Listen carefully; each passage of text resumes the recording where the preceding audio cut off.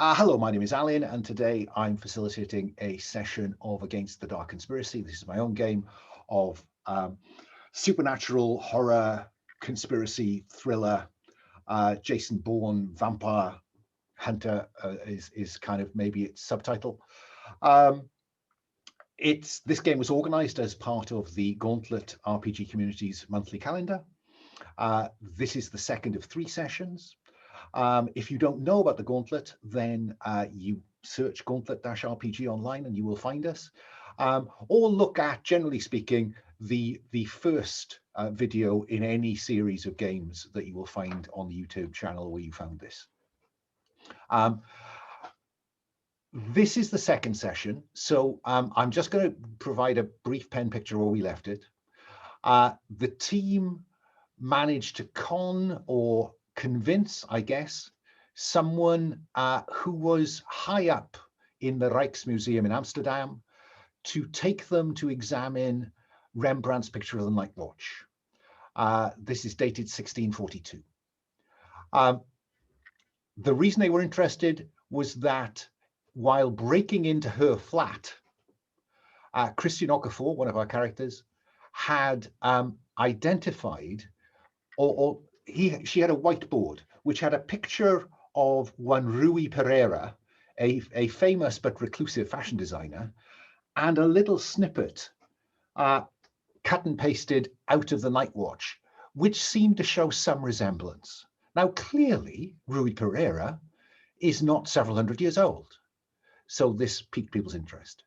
So you can check out the details of this, but we end with the characters escaping from the Rijksmuseum with the person that was their contact, became their contact in there, one Kat Hulier.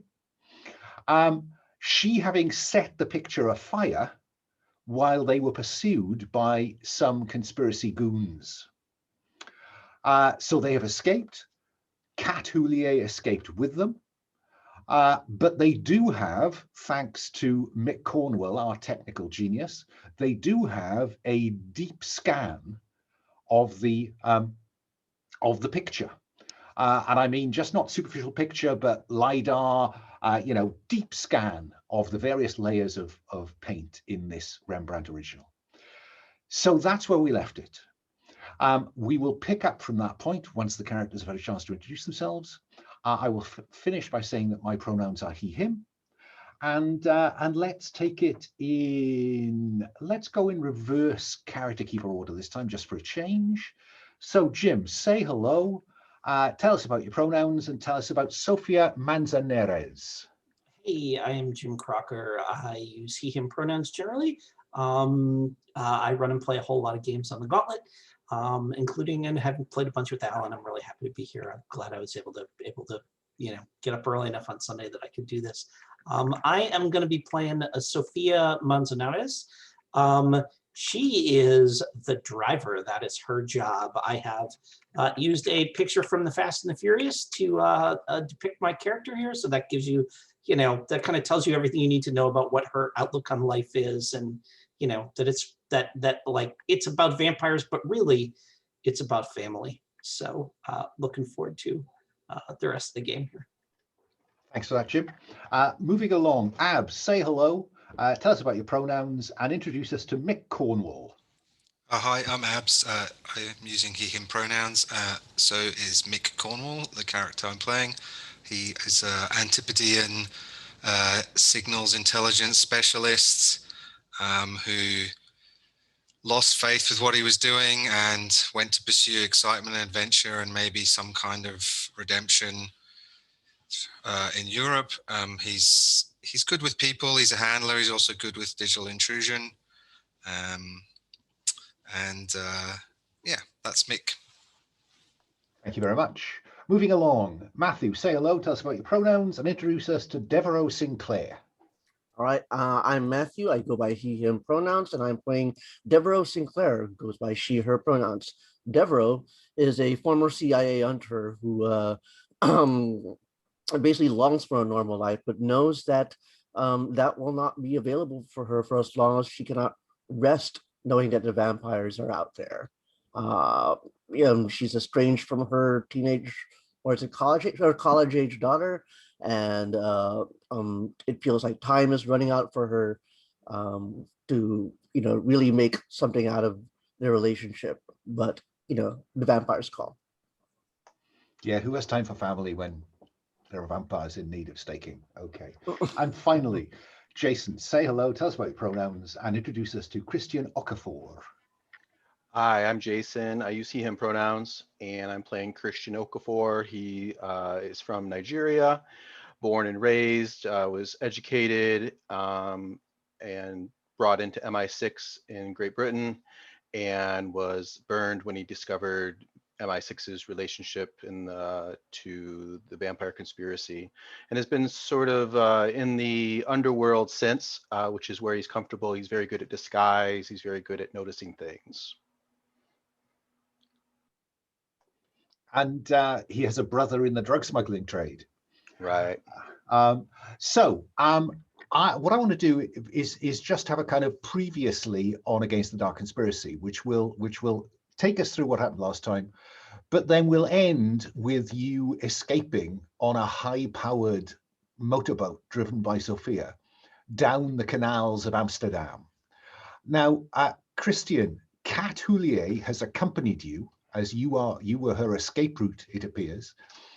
Christian, what do you have any? Do you want to give us a flavour of what we see in terms of what you want to happen to Kat? Do you want to keep her? Do you want to let her go? What do we see? I think maybe we are trying to impress on her that we are her only chance of surviving. That the vampire conspiracy has they're onto her, and it's only a matter of time before they find her, unless we can find her somewhere safe. So she needs to work with us. I think the little flashback we'll see will have been you convincing her when I think it was Deborah who pointed out some very heavy-looking goons, conspiracy goons at the reception that you escaped from with her. And I think, therefore, she is already convinced that she is better off with you than on your own.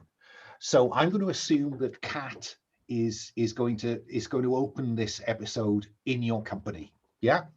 Okay. Let me ask Devereaux, what in conversation with Kat, what does she tell you that will lead you into your next operation, do you think? What kind of operation do you want to embark upon? And I point you at the drop-down list on Operation 2 for any inspirations. I see. What you mean, the lead or yeah, the lead. I'm just Ah. curious what the setup that we see you getting from Kat. I think I think maybe Kat would try to position this as a not an entirely selfish sort of scratch my back, scratch your back situation. And so what she does is she points us to something mysterious that has happened, something that has perplexed both the people that she has worked with and law enforcement or whoever, that they cannot figure out. And so asks us to investigate it and determine conspiracy involvement. Fine. So something mysterious has happened. Investigate and determine conspiracy involvement. That is our broad setup then from any debrief you get with Kat. I want to run around the table then, just adding some details to where this lead is going to take you, and then we'll dig into it a little bit more. So I think that last time I started with Mick in terms of who we were interested in. I think I will go to Sophia this time. And Sophia, ask you to look at the drop down for who or what is at the center of this operation, and ask you who or what, in those broad terms, you would like to be at the center of this operation. Yeah, I want. I'm going to use criminal.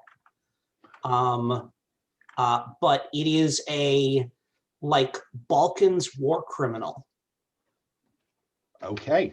So right. Okay. You know, like some like you know, like general who was really actually more of a warlord. Like he technically had a rank that some, you know, in one of these countries, but really was running more or less his own operation and just doing some terrible things. Well, I tell you what, while I'm going around the table, would you just put in a phrase into the details next to that?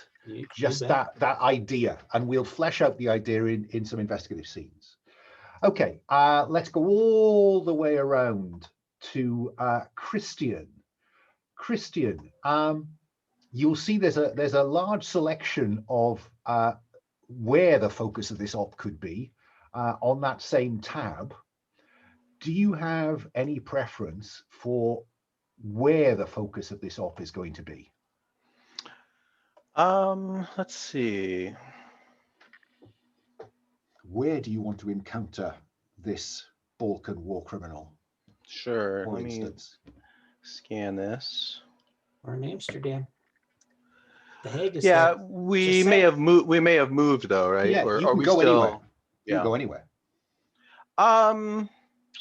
Yeah, that's true. We could be on his home turf. Yeah. I want to be on a private island. Okay, would you add that to the details of Okay. where then, please? I perhaps am seeing some Adriatic island between Italy and the Balkans, but we'll worry about Sure. that. Rocky Or- and sunny. Or like one of those Russian Black Sea resorts. We'll flesh out the detail in a bit. Yeah. But a private island is all I need at this point. Let's move along to Dev. What from what she's telling you, what could be the possible conspiracy motive?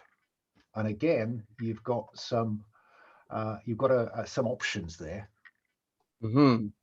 What could be possible motive? I think they're trying to acquire more forces. So I'm choosing servitors. No, you've jumped one down. It's Oh, my yeah. brain is yep. Whoops, I'm a dum-dum. Let's see. Possible conspiracy motive. I think there are half a dozen very broad descriptors Yeah. there. I'd say protests or kill. Let's go with kill, kidnap, steal control. Yeah. Okay. So and we'll worry about the detail of who and what shortly. For the benefit of everyone else who might also be co-imagining the scenario with I think let's go with control, since we have a rogue Balkan general and we have a private island. So I think control makes more sense. Like maybe trying to acquire more weapons, more soldiers, more slaves, whatever. So is this that the conspiracy is trying to control said general? Yeah, or the general might be complicit and is trying to control something. Fine, we'll figure fine. it out. Well, yeah? well, put in details control, and then we'll flesh out the details of that. And finally, Mick, what is the most likely, though probably not the only conspiracy threat that she warns you of? And really, this is just an opportunity for you to set the level of challenge. At the moment, you're not sitting on a lot of intel. You kind of rolled in the middle last time, so you didn't pick up a lot of intel. So currently, you don't have a lot to spend on defining the powers of supernatural threats. So, if you go too supernatural, would be my only point, there's a risk that you won't be equipped to face them down. But then, what better way to learn about the supernatural threat than to run fast away from it? What are you thinking? We haven't had our Empire Strikes Back yet, so. I think if it's the warlord, I'm just going to go organized crime. I'm guessing maybe that's the kind of thing he segued into after, Okay. taking part in some horrible wars. He's basically now just a crime lord. And that sits it a bit lower down the table after your warning of, I mean, but who knows, you know, an island full of organized goons, organized crime goons, and, you know, who knows what else.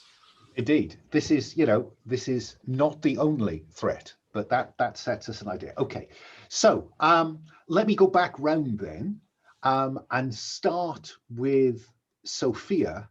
How are you going to, you know, frame an investigative scene that would in some way allow you to flesh out some more detail on this? Oh,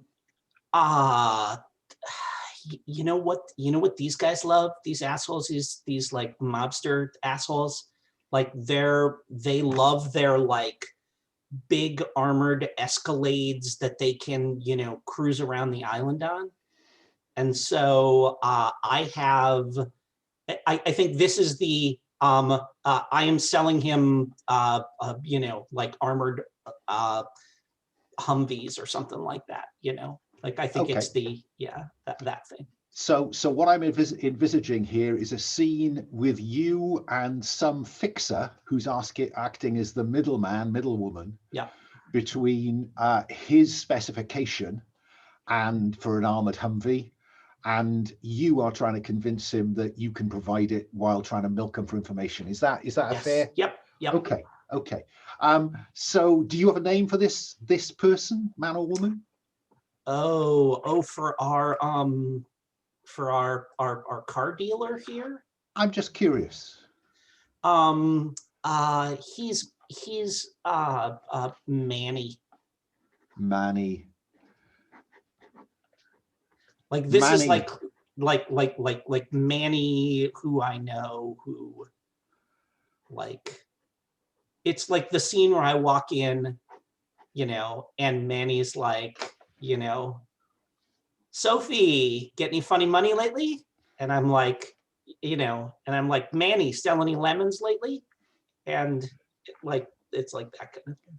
Manny the Wheels O'Manion is an exiled New York, probably formerly attached to the mob, now making a living as a middleman between people who want stuff and people who have stuff. For some reason, Manny seems to hang around mostly in countries that don't have extradition treaties to the United States. I don't know what the deal with that is, but yeah. Why would that be? Why would that be? Okay, so I think, what approach are you taking with him? Is this the kind of are you trying to play it this straight, that you could actually have access to one of these things while you milk him for information about our general? Or are you pulling the, I could still phone my friends, you know, and tell them where you are? This is the authority. This is absolutely, I'm going to use my authority here. So, you know, that like, just because there is no extradition treaty doesn't mean I couldn't drag him to a country where there is one. Indeed. And Manny's saying, oh, for fuck's sake, Soph. I mean, you know, I thought we had an arrangement. Mm-hmm. And now you're pulling this? This is the arrangement, Manny. Fuck. Okay. Let's see how the roll goes before I determine what his reaction is. Do you want to include your stress dice? No, we haven't really had the opportunity to reduce it at all. No, so I'm gonna give you that in a minute. I just want. Okay. Then yeah. If we're gonna get the opportunity to do that, then I will go ahead and include it. Let's see here. Where is my RFYP? There it is. So I'm going to use my the white die, my expertise die, and the stress die, right? Exactly so. Okay, all right. Reroll selected. I got a 5 on the free die, on my base die. So no stress involvement. You get to ask me one question about said general, or you can add a detail that you think Manny would be able to provide. Could be about the general or about his circumstances. That's up to you. I'm going to add a detail that I think Manny would be able to provide.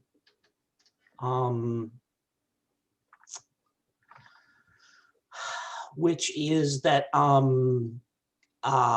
which is the general's got a mistress. Okay. Do you want to place that as an obstacle? That is she going to be an obstacle, or do you just want to have her around as a potential lever or whatever else? I think we want to have her as an obstacle. Fine. Well, because Manny's like, yeah, the general, whatever. He's just a regular mobster, but his girlfriend is the one you got to watch out for. Oh, great. Okay. She's like there's rumors that she's the real brains of the operation or something. Okay, so you'll see that there's an opportunity for you to fill in something next to Sophia on the obstacles complications. So danger. The general is a dangerous girlfriend, or whatever you however you want to phrase it. Yeah. Yes. Yep. Okay, so that's added something to our sense of this. Let me go all the way back round then now to Christian. Christian, you wanted this on a private island. How do we see you trying to find out more about the setup on the island, so that when you get there, it's not an entirely blank sheet of paper, maybe? Yeah, I could struggle with that. I was thinking maybe could I try to figure out a way to get us to the island? You certainly could. Do you want to? I mean, I'm probably going to get you to the island. Okay. I'm probably not going to make it difficult for you to arrive. Okay. The question may be, what are you facing when you do get there? Okay. I guess maybe what I would want to investigate is the organized crime group, like what they're involved in, what kind of criminal enterprise they have their fingers into. So maybe I'm meeting with my brother, maybe I'm meeting with Sunday and we're talking about, so who are these guys? And are they got their fingers in the drug crate, human smuggling? What are they doing? Oh, very good, very good. I haven't placed Sunday. I put some suggestions to where he might be. It would be simpler if he was in mainland Europe. So what about some dockside bar in Marseille? Right. Sure. Yeah. Very seedy. We haven't really had a flavor yet. We know he's important to you. But what's the sense of the meeting? Because he's still on one side of the law, and I think he knows that you went to the other side of the law, Right. So what's the family dynamic like? But we're more like, I'm on this side and he's on this side. We're not too far away from each other in terms of the law. I think he's a very gregarious, warm kind of guy. He's the kind of person who gives you a huge hug, brother, brings you in, and there's attractive women, scantily clad all around in this club, and in his big thugs, and they've got automatic weapons, they're sitting by the table with them, and he pours me a big drink of something, and he's that kind of guy. Maybe he's got another gold tooth from the last time you saw him. Oh yeah, he's got a whole gold grill. And he got a very big cigar, I'm kind of imagining. Oh, brother, you come to see me so rarely. What do you want from me? So there's this island in the Aegean, Black Sea. We haven't placed it quite exactly yet. The Eastern Mediterranean, right. Somewhere. Out in one of those places. Some sort of criminal group is interested in or getting based there. Tell me about them. Their name is, I don't know, I'd have to look up something in Serbian or something. Let's call them the Nasastvar, okay. Which I think might be a Balkan criminal group. Now where I've got that from, I don't know, but it's coming to my mind. So it's a Nasastvar island somewhere off the Balkans in the Eastern Mediterranean. Okay. Let's get a sense for how this role goes, so I know how to play him. Again, would you like to include your stress dice? I will be giving you some opportunities to reduce stress before we get stuck in?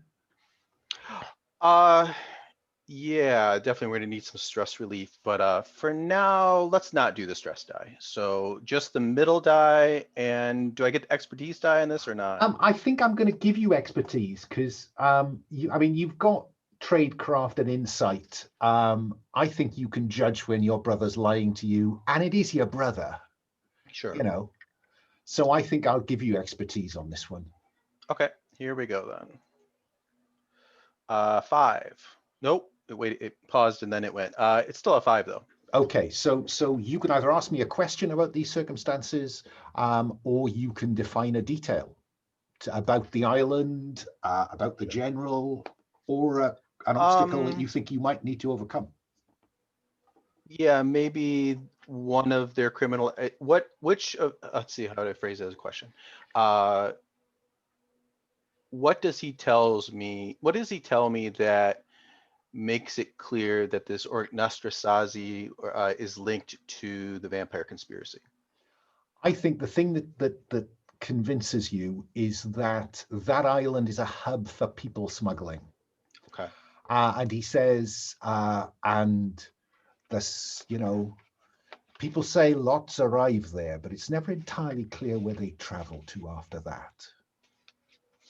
Yeah, people getting out of Syria, they get conned into taking a ship across the Mediterranean. They're told probably they're going to Turkey or someplace, and they end up stopping on the island. And the word I hear is that not everyone comes off the island.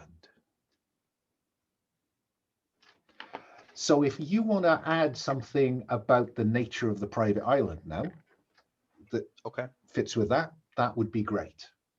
Let's come to Dev Sinclair now.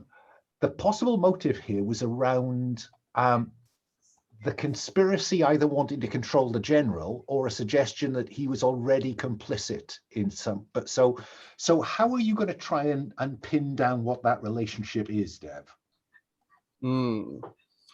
Let's. My muted? No, I'm not muted.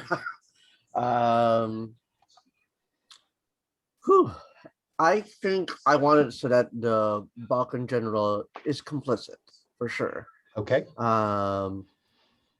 Still trying to figure out something. I'm still not sure how.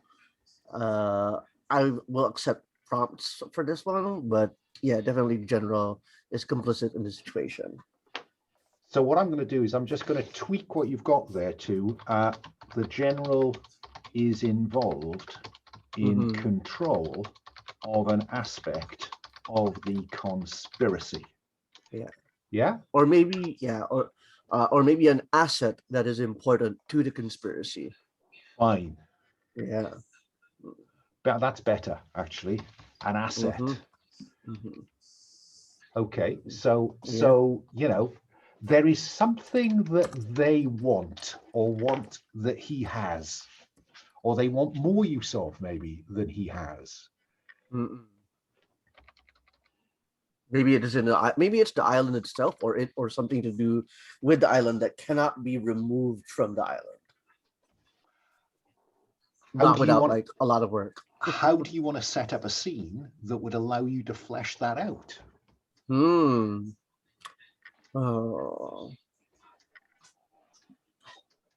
And when setting these scenes, you want to be trying to play into your strengths, so you can roll with expertise.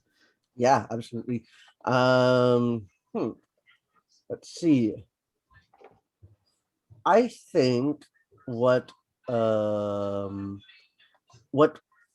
will do is contact someone who still has active or current intelligence on spycraft or like Black Ops stuff, and try to inquire like what they know, not just know about the island, but which parties have been involved with the general, like who his allies are, who is and sort of like ascertain the nature of what assets the general controls. So I'm hoping to roll fieldcraft here. Or did I confuse it with something else? Well, no, I'm just thinking of fieldcraft is kind of the skill of being a soldier. So what I can imagine you doing is cut to a remote location where we see a number of figures in camouflage observing a cottage. Yeah, some European special ops force are about to raid a terrorist cell, shall we say? Yeah.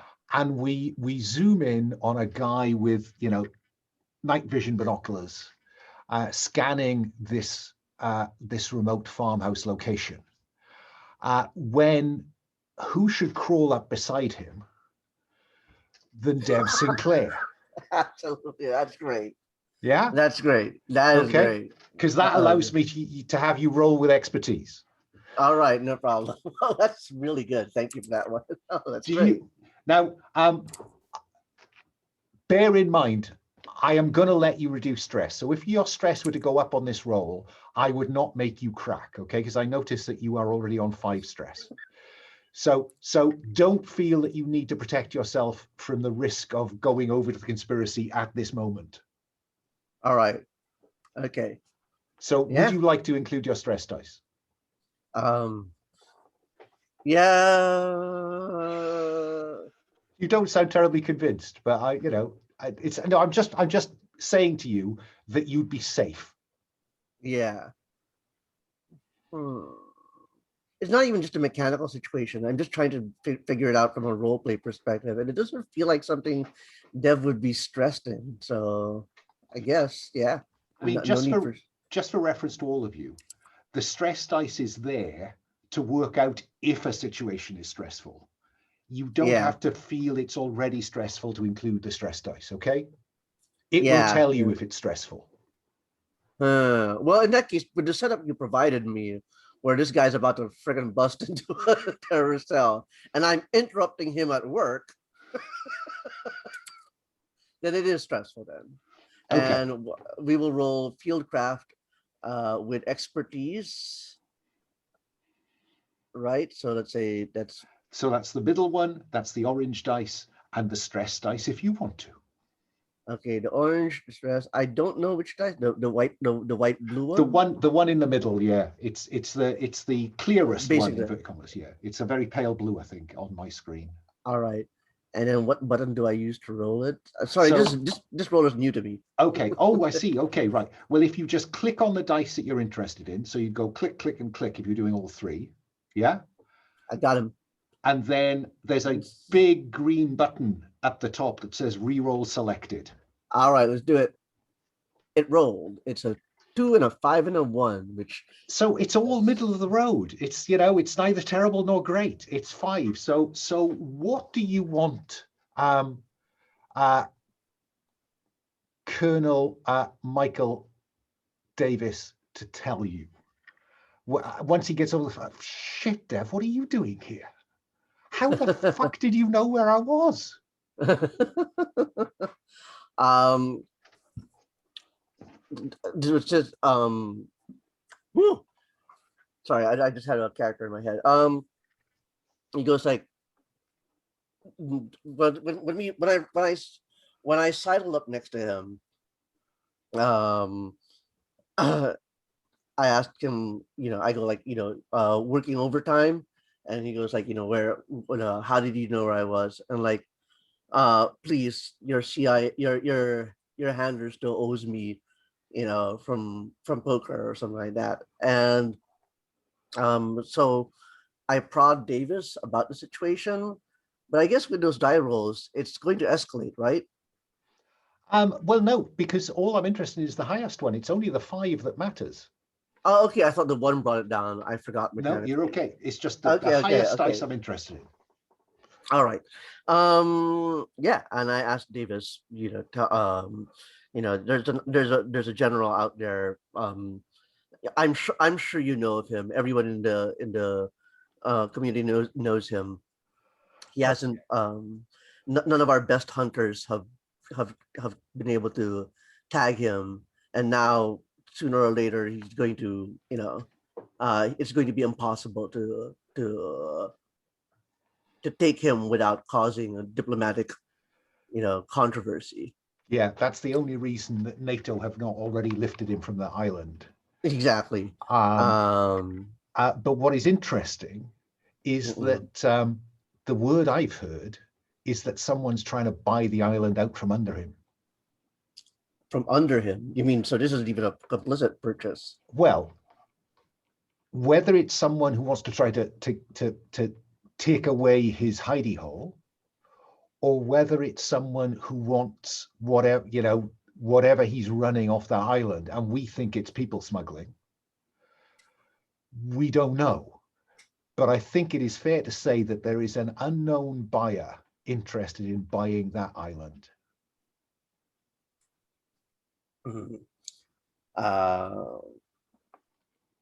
I found out a way with the intention of asking Mick to help me find this buyer. Well, there we go. Yeah. We'll cut to Mick in a moment. So yeah. And then he says, "So Dev, can I get on with the job now?" Which is no, let's do something even cooler. Let's just say I help him on the job. Oh, Dev helps him on the job. Yeah. So yeah, the response to him saying, "Will you not just fuck off?" So he goes, you let me do my job, is what Michael Davis says, right? Yeah. And like the camera cuts, and then the doors blow off, to where the terrorist is hiding, and that's when we take him down together. Him with a carbine, and Dev with 2 pistols, and there we go. And if I could just make it more of a surprise to the audience, there are 2 balaclavaed individuals who burst in, take down the terrorist cell, and then Davis takes his off, and the other and it's you. Yeah, that's better. That's much cooler.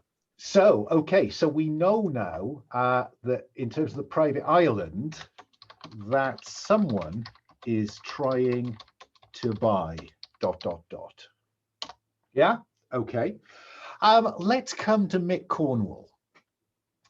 Mick, there's quite a broad tapestry of stuff there to play with.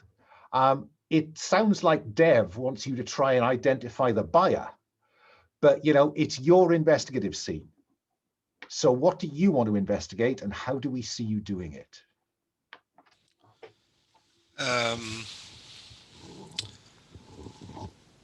I'd like to try and get some intel on the island in prep for our potential visit. I think I'll probably just do most of that online, to be honest, using my digital stuff. And I'll try and identify if I do have any contacts or anyone I know there, because I was a handler, and I've still got a lot of people contacts. So I might be interested in trying to find out just online, like more about the island. Yeah, I have heard that maybe someone's trying to buy it, so I'm going to have a look into that. I'm also going to look at potential like links to the clues we have already. So yeah, I'm just going to start digging around online. I do remember. I'm sure Mick is up to tapping into NATO's satellite surveillance of the Eastern Mediterranean. So, if you wanted to have a layout for the island, for instance, that would be a perfectly logical digital intrusion stroke research expertise, and work outwards from there. Okay, see if we get some schematics and stuff. So again, you're rolling with expertise. If you want to include your stress dice, you're very welcome to.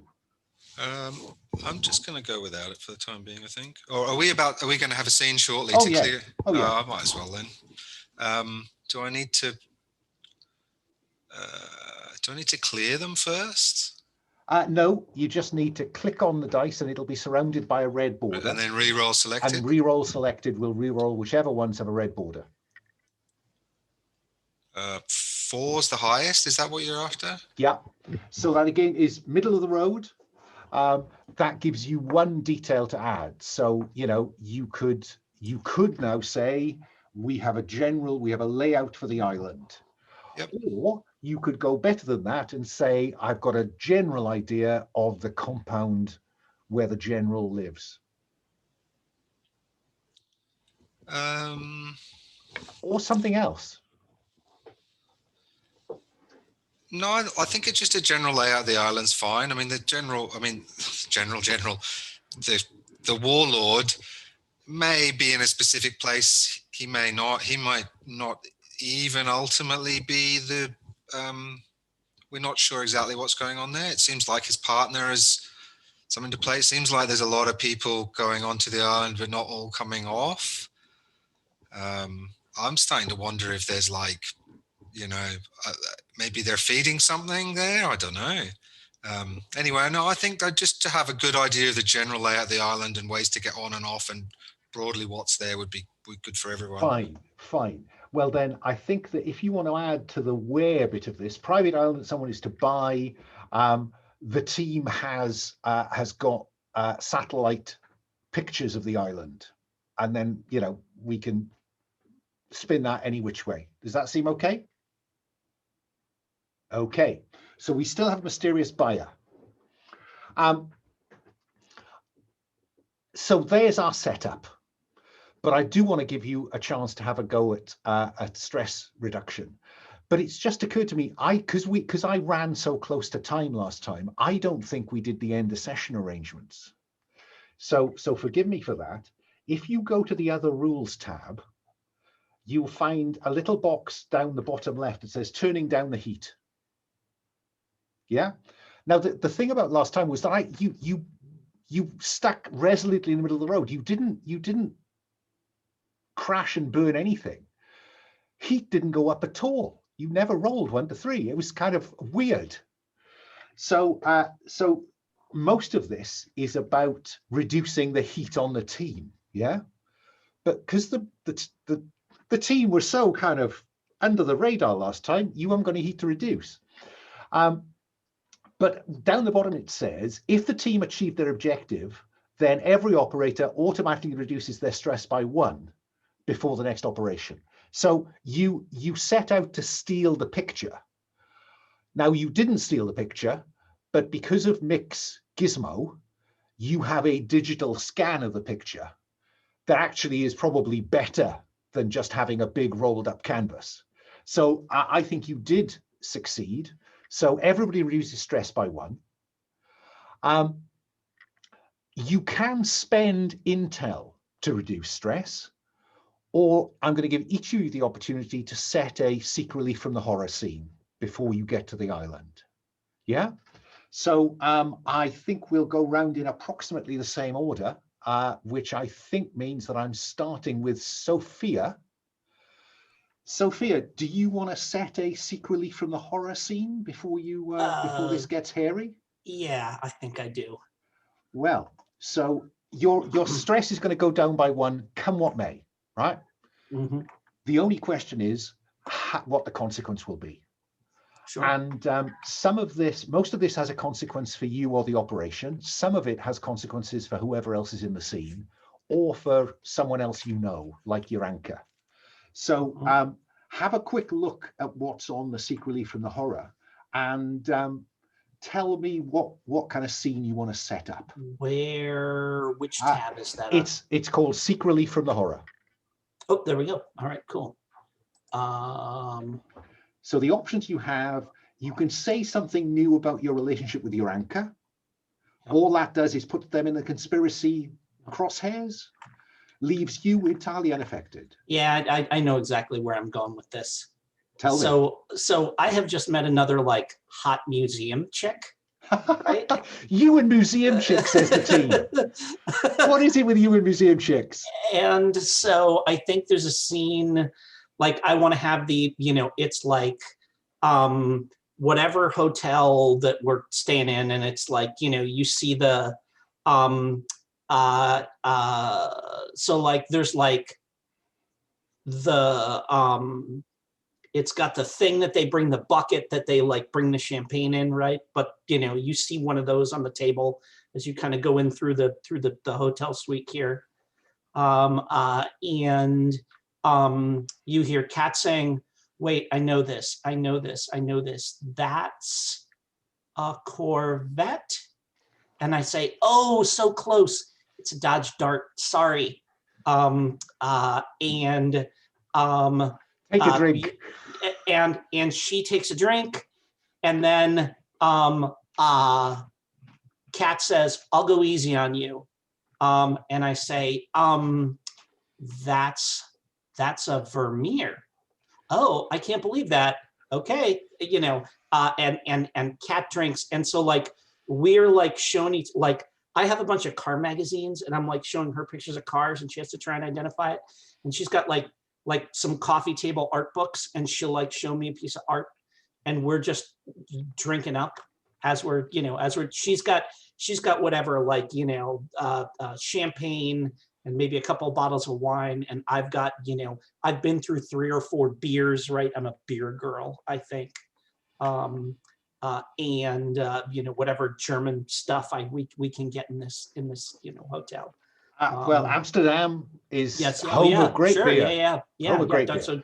So I got some whatever, like some Dutch beer, like like Belgian Trappist sour thing or something like that, so Raspberry beer. And I think that so you getting drunk is what yes, I'm okay. I thought you might be aiming for indulging meaningless sex, but you've that's why I thought you were going too. But if you get sorry, yes, we're indulging in meaningless sex. That is how we end up with the meaningless sex. So, okay. So here's the thing. There's drinking going on, but getting the answers wrong, that's not when you drink. We're just drinking.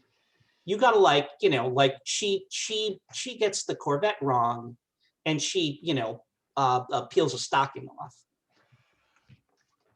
So I'm in my whatever. I've got like a sports bra and my underpants on. And that is where we draw the veil. And we draw the veil across. But let's see how that goes. You automatically reduce your stress by 1, and then you roll a single D6. Usually I'd say roll the stress dice, because it's nice sometimes for the stress dice to perhaps do you a favor. Sure. Okay, if you indulge in meaningless sex, 1 to 3, your partner sees through your empty affection and you are ashamed. Oh, you're thinking of the girlfriend. You cannot use your expertise until stress goes up again. Okay. So you'll find a tab on the character tab, you'll be able to flip expertise is not available. Okay. Got it. But nothing more destructive than that. Let's go back round to Christian. Christian, is there a scene you'd like to set to seek relief from the horror? Well, go ahead. Sorry, can I just, this is the thing where in the morning I roll over, I throw an arm over her, and I call her my girlfriend's name. Oh, is what happens there. Wow. Zinger. Yikes. And she rolls over and says, "What the fuck? Cut." Okay, Christian. How do you want to seek relief from the horror? Matthew, would Devereaux be interested in meaningless sex with Christian? Absolutely. Okay. Yeah. We might both get to reduce our stress then. So maybe I picture we see Sophia and Kat having their strip whatever you call it, strip trivia, and Devereaux and Christian are making eyes at each other, and we see them sort of make an exit into the hallway and start mashing and sort of fall into one of the rooms, and the door shuts, and maybe that's where the veil comes in. That works for me. So and just to make it clear, there is no need for Dev to use this as seek relief from the horror. You will be able to have a scene of your own if you want it, but let's go with Christian then. Okay, so I reduce my stress by 1 and I roll a die. You do. Okay. And none of the outcomes are good, just so you know. Sure. And 6. Okay. On 4+, things go very badly. Oh. Agree with the GM whether to apply the 4+ result from verbally abuse, bully, or shame someone, or beat someone up. 4+.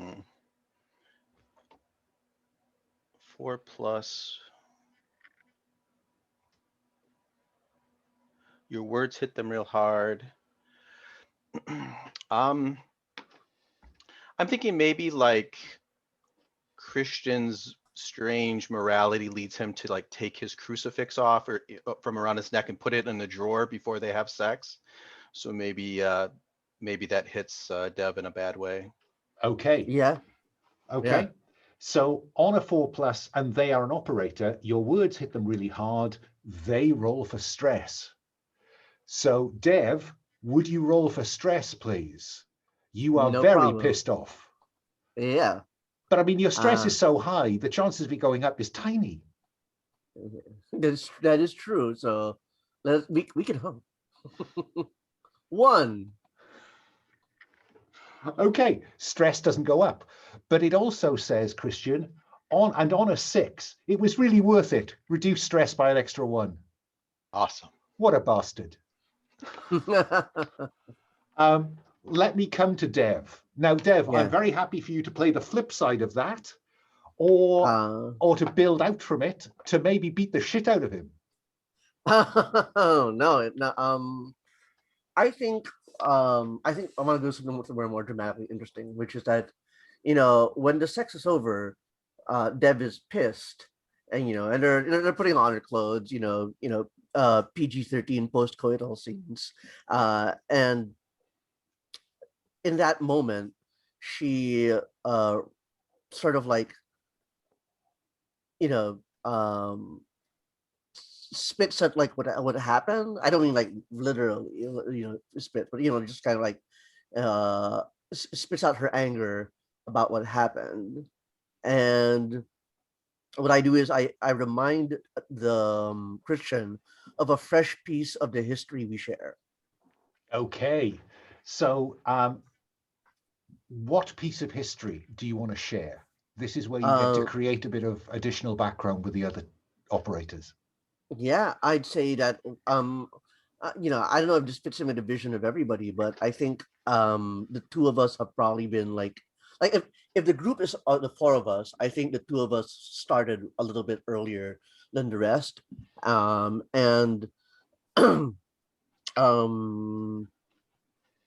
I remind Christian of that history of how we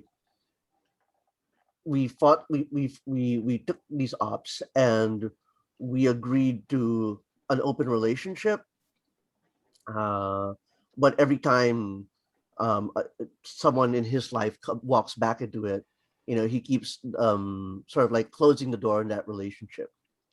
Oh, very good. Yeah, I like that. Keep an idea that in your head, because shortly I'm going to go for a break, and then after we come back from that, I'll have a question to ask you about it. Okay. So well, the way that works is just the way everything else in this move works. You reduce your stress by 1 and roll 1 dice. All right, I'm gonna roll the dice first. And 1 dice. Yeah. That's a 1. They see your hollow. Go ahead. Read it. They see your hollow camaraderie for what it is, a self-serving pretense, and you are ashamed. You cannot use your expertise until stress goes up again. Hoo boy! What These a are good bitch. days. What a bitch that is. Okay. Yeah. And finally, before we take our break, Abs, I'll come to Mick Cornwall. Does Mick want to have a set a scene where he can reduce seek relief from the horror, or is he, comfortable? Oh, he's on minimum stress. There's nothing. That's it. He's only got 1 stress. I guess that answers that question. That does indeed. Okay.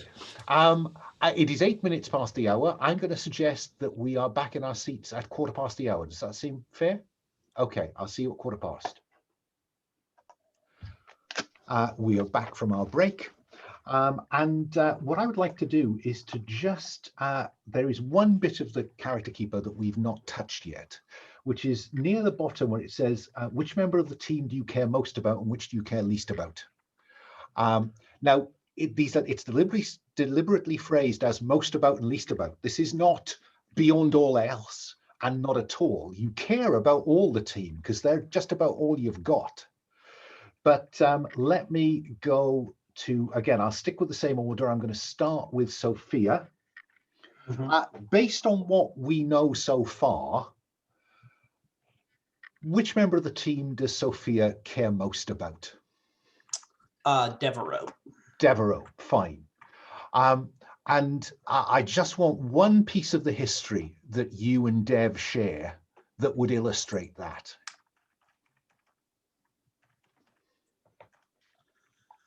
Piece of the history you share with them that explains this. How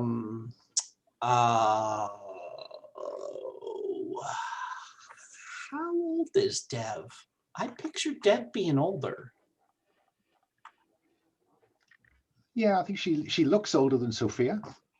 Yeah. Yeah. Dev, the actress that is in the shot is 65 years old, but the character is supposed to be 59, the one that the TV show that she's pulled from. Wow, she is looking good. I know, right? Wow. That's the woman who was in Face Off, right? I can't Gina think of her name. Davis. Gina Davis. Yes. Yep. No, she's smoking hot. Yeah. No, Yeah, she's yeah. Well, look, Yeah. she's old enough certainly to have an estranged university student daughter. Exactly. Yeah. So that's the angle that I want to go for. I think I like saved her daughter's life one time. Mm. Okay. I mean, that suggests to me why she would like you rather than why you like her. Yeah, I'm a little.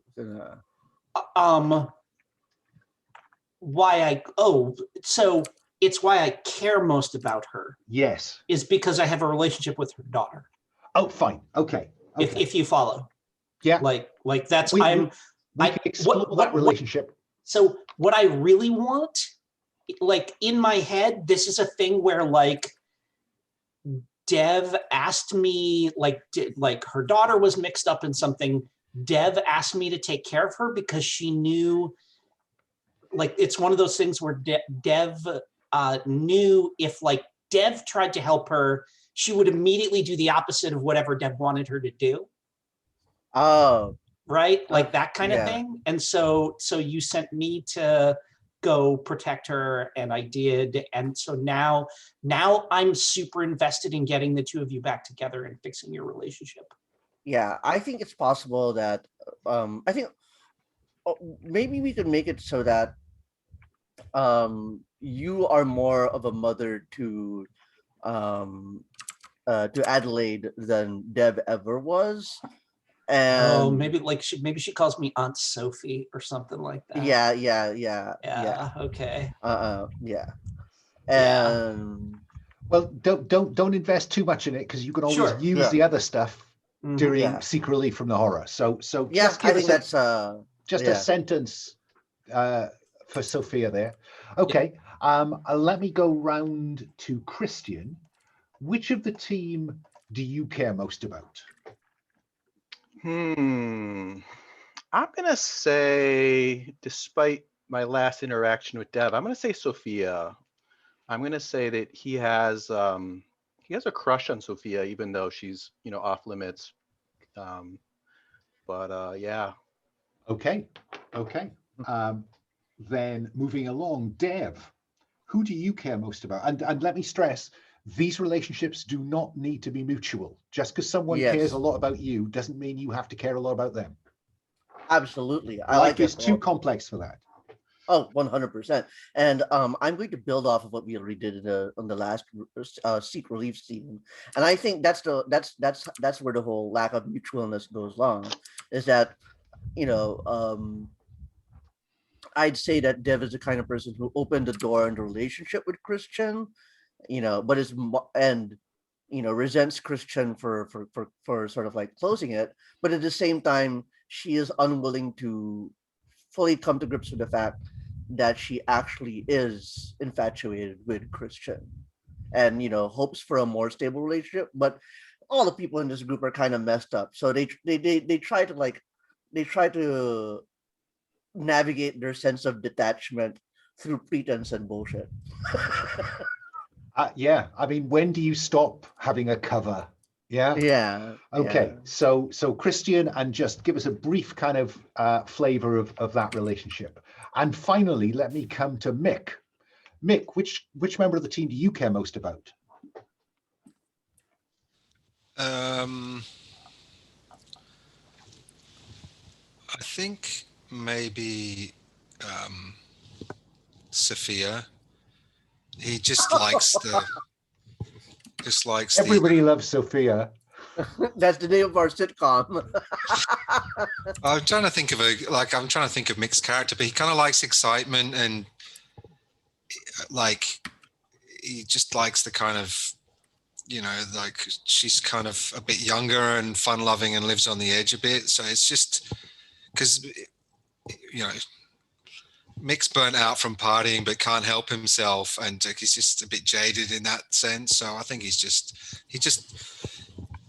likes Sophia because she lives on the edge a bit too and drives fast, and just like it's like he's just basically they're party buddies. If no one else, like the others aren't always up for it, they're usually up for it, sort of thing. So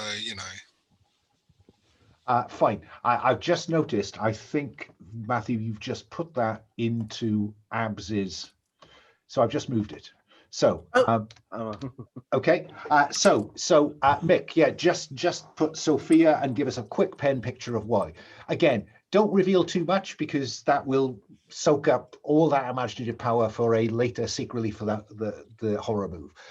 Let me go to Sophia and say, which member of the team do you care least about? And reveal a piece of their history that you share with them that explains this.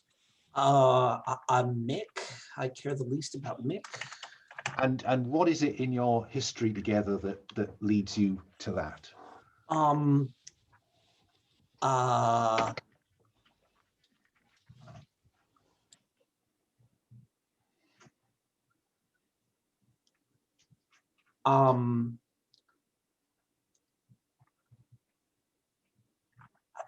Some kind of incident where Mick was like super pleased with himself that he put one over on someone who Sophia thought it wasn't funny, that like he, like some, like minimum, like some minimum wage, like airport security guard or something like that.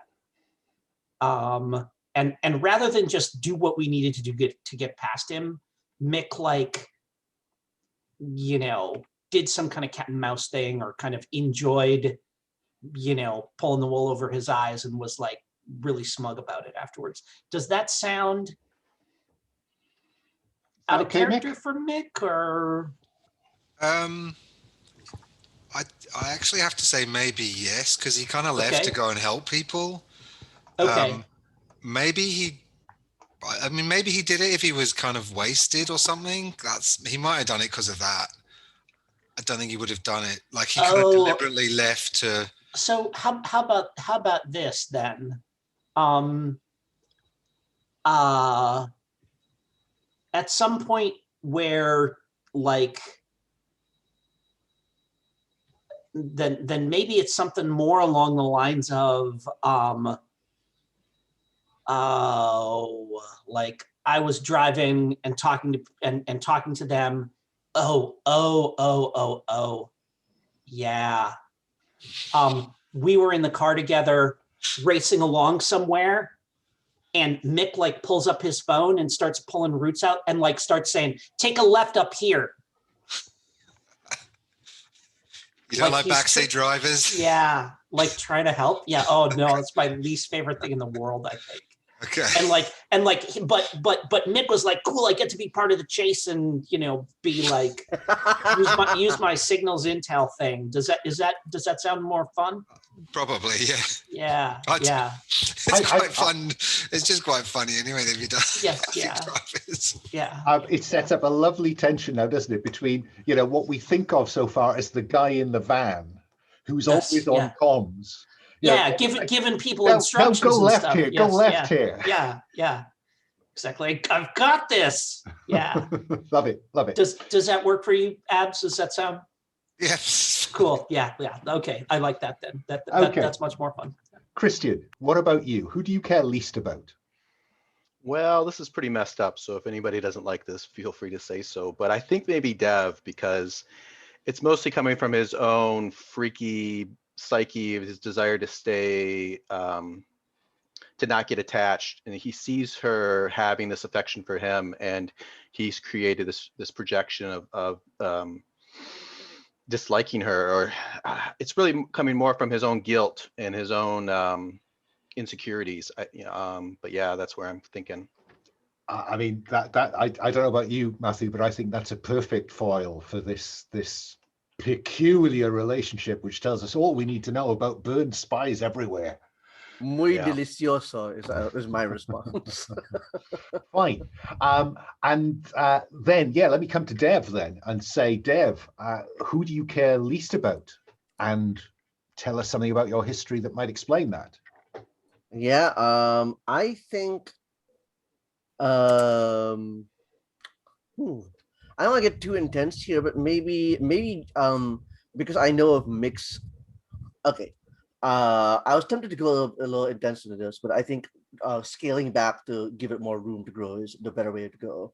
And maybe Mick's associations with eco-terrorist groups are something that I'm not keen on. It's not like a full hate. It's not like, oh, he hung out with some people who killed my closest friend. It's just this. I've learned to work with him, and I understand that we all need each other in some degree, but his past affiliations are just something I absolutely disdain. Does that How's work, that feel Mick? for you? Yeah, Yeah, sure. yeah. Yeah, because, you know, the CIA has a very and not very nuanced view of the word terrorism. You know, there's the white hats and there's the black hats. Yeah, okay. And I don't know that it's not nuanced. It's just expansive. Yes, yeah, very broad, very broad. And then let me go to Mick. Which member of the team do you care least about?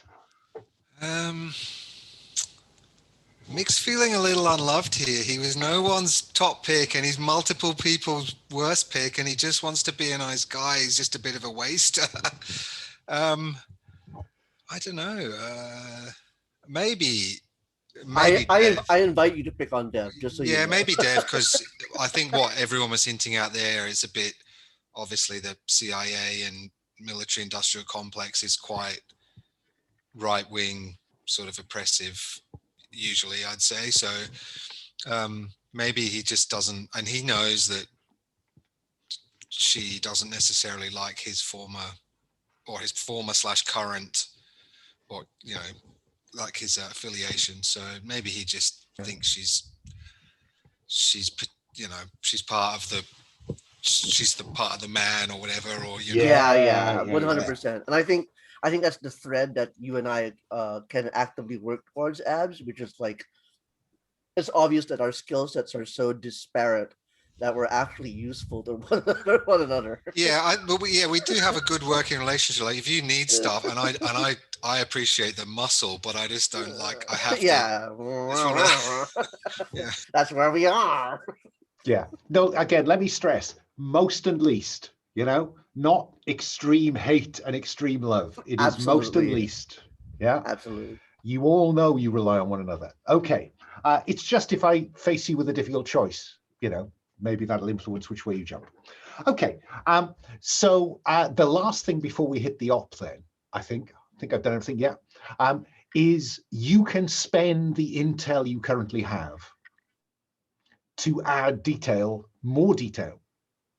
You can either add that detail to the briefing, i.e. you could add a complication. I mean, Sophia already has, but the rest of you could spend intel to add a complication that you would be best placed perhaps to overcome. Or you can hold on to intel and then spend it to define the powers or weaknesses of a supernatural threat were it to appear. Yeah. So just process that for a moment. And then I'll run round again, starting with Sophia. So Sophia, you're sitting on one intel at the moment. Yep. Because you've been walking this middle line. No heat, no intel. Mm-hmm. What are you thinking? So just quick mechanical question. If we want to spend that intel to reduce heat, can we do that at any time, or is it only in between operations? Okay. You can spend that intel. I mean, let me just check. because I've just rewritten this rule. So let me just check that. So at any time, spend 1 to 1 to reduce your stress as your fear of the unknown is eased by your growing understanding of what you are facing. So at any time. Oh, did I say heat? I meant stress. Sorry. I thought you did. I thought you did. I'm going to hang on to it because I've already defined a complication. So I've got that out of the way.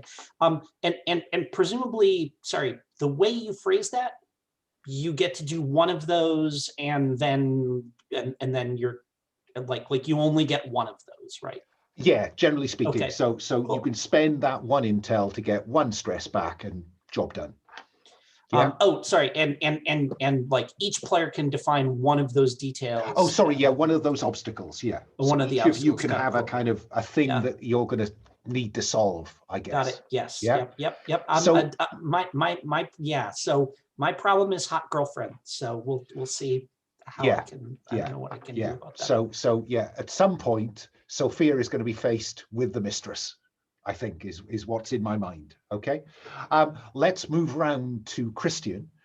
Christian, I can't remember whether you're sitting on 1 as well. Do you want to sit on it or spend it? I think I'll spend it. Would it be appropriate to have the mooks on the island be smugglers? So the kind of guys that I would know the way they work, their operations, passwords, all that kind of language, lingo, all that kind of thing. I'm very happy for your brother to have filled in all that detail for you. Yeah. Okay. So if you want to write in as an obstacle that you're going to have to deal with, I know this smuggling operation inside out, or something like that, and then you can spin that every which way you like. And that means that you are going to be confronting them at some point around a smuggling question. Yeah. Okay. Then we come to Dev, who's sitting on 3 intel. Do you want to hang on to it so you could maybe define something around a supernatural threat, or do you want to spend it now to define an obstacle that Dev is going to face? I am thinking about the supernatural. Sorry, I'm thinking about the asset that is local to the island. If it's okay, can we come back to it while I figure it out? But I know it's going to be that. Okay. I mean, you can spend it, with a degree of flexibility. It's just, I need to know how many obstacles I'm going to put in your way. Okay. Well, I will definitely spend the intel, and I'm going to get back to you by telling you what the asset is that Operative David told me about. Okay, fine. Yeah. Spot on. Yeah, medieval holy site. Oh wow. Who doesn't need a crypt? Okay. So there's our setup then. We have a private island. It's the hub of a people smuggling operation. We know that the smugglers use the sea cave to deliver goods. We have satellite imagery of the island. And we know that Christian knows everything he needs to know to bluff his way past these smugglers, fingers crossed, if all goes well. Do you want to be seen? And we know the general has dangerously competent and smoking hot mistress. Okay. So I haven't come back to Mick because Mick is not sitting on any intel at this point. Yeah, need to start rolling some 6, folks. Drive up the stress, get intel. So let us then cut. I think I'm going to start with Christian on this one, because I think given that Christian knows most about the smuggling operation, it makes sense for Christian to tell us whether what's the approach going to be. You had asked me to make a note about the island earlier, so I added that there's these sea caves they use to smuggle in the goods. So maybe they see us coming in, on the boat or the ship, or I don't know how big these caves are, or a little Zodiac. How big do you want them to be? Great. Let's have them. I'm James Bond style, so let's have it huge. Big, Fine. like ship-size caves that maybe the Germans built during World War II. Who knows? Oh yeah, submarine pens. Yeah. Naturally occurring submarine pens. And so as you approach, what do you want to appear to be, or are you trying to come in under the radar? That's what I'm not certain about, Christian. I think I'm definitely disguised as one of these smugglers for sure. So I've got, sunglasses and thug gear, in some sort of automatic weapon or something. And I don't know, do you guys want to be human, human goods, that are coming in? You want to be prisoners, or do you guys want to be smugglers? You tell me, I guess. Pass it around the table. Sophia, I think the Um, nod and the shake suggests that Sophia wants to. So let's just so I want to just pause for a moment and have kind of a lines and veils discussion around human trafficking and evidence of human trafficking and all that kind of stuff and everything. And like, we know that they're smuggling people and stuff like that. I don't know how much into detail I want to get on screen with discussing, seeing people actually being trafficked and stuff like this. So it's a thing we can know is going on, but I would like to kind of keep the, keep the mention details of that with Yeah. a veil. So Fine. if that we will be veiled. I suppose the only question I have for Sophia then is whether Sophia, we know that there are people on this boat, but we're not going to get drawn into the details. I mean, so like this to me seems like the whole point of this, the whole reason that you put this on the island and stuff like that is for me and Devereaux to be in wetsuits. Just like, that's all I'm saying. Okay, so where do we? So I don't know. Is Sophia in a wetsuit underneath this boat, being smuggled in to the smuggler's den? Yeah, I think yes. I'm like, lampreyed on with some, like I have those things that you like, whatever, like the suction cups that are on the side of the boat that I can detach and then go swim to another boat if I want to and stuff. But yeah, that's Okay. how I'm, with the scuba gear and stuff. So Sophia is going in under the radar using Christian's visit as a cover. Dev, wetsuit, no wetsuit seems to be the initial choice. Okay. I want to go.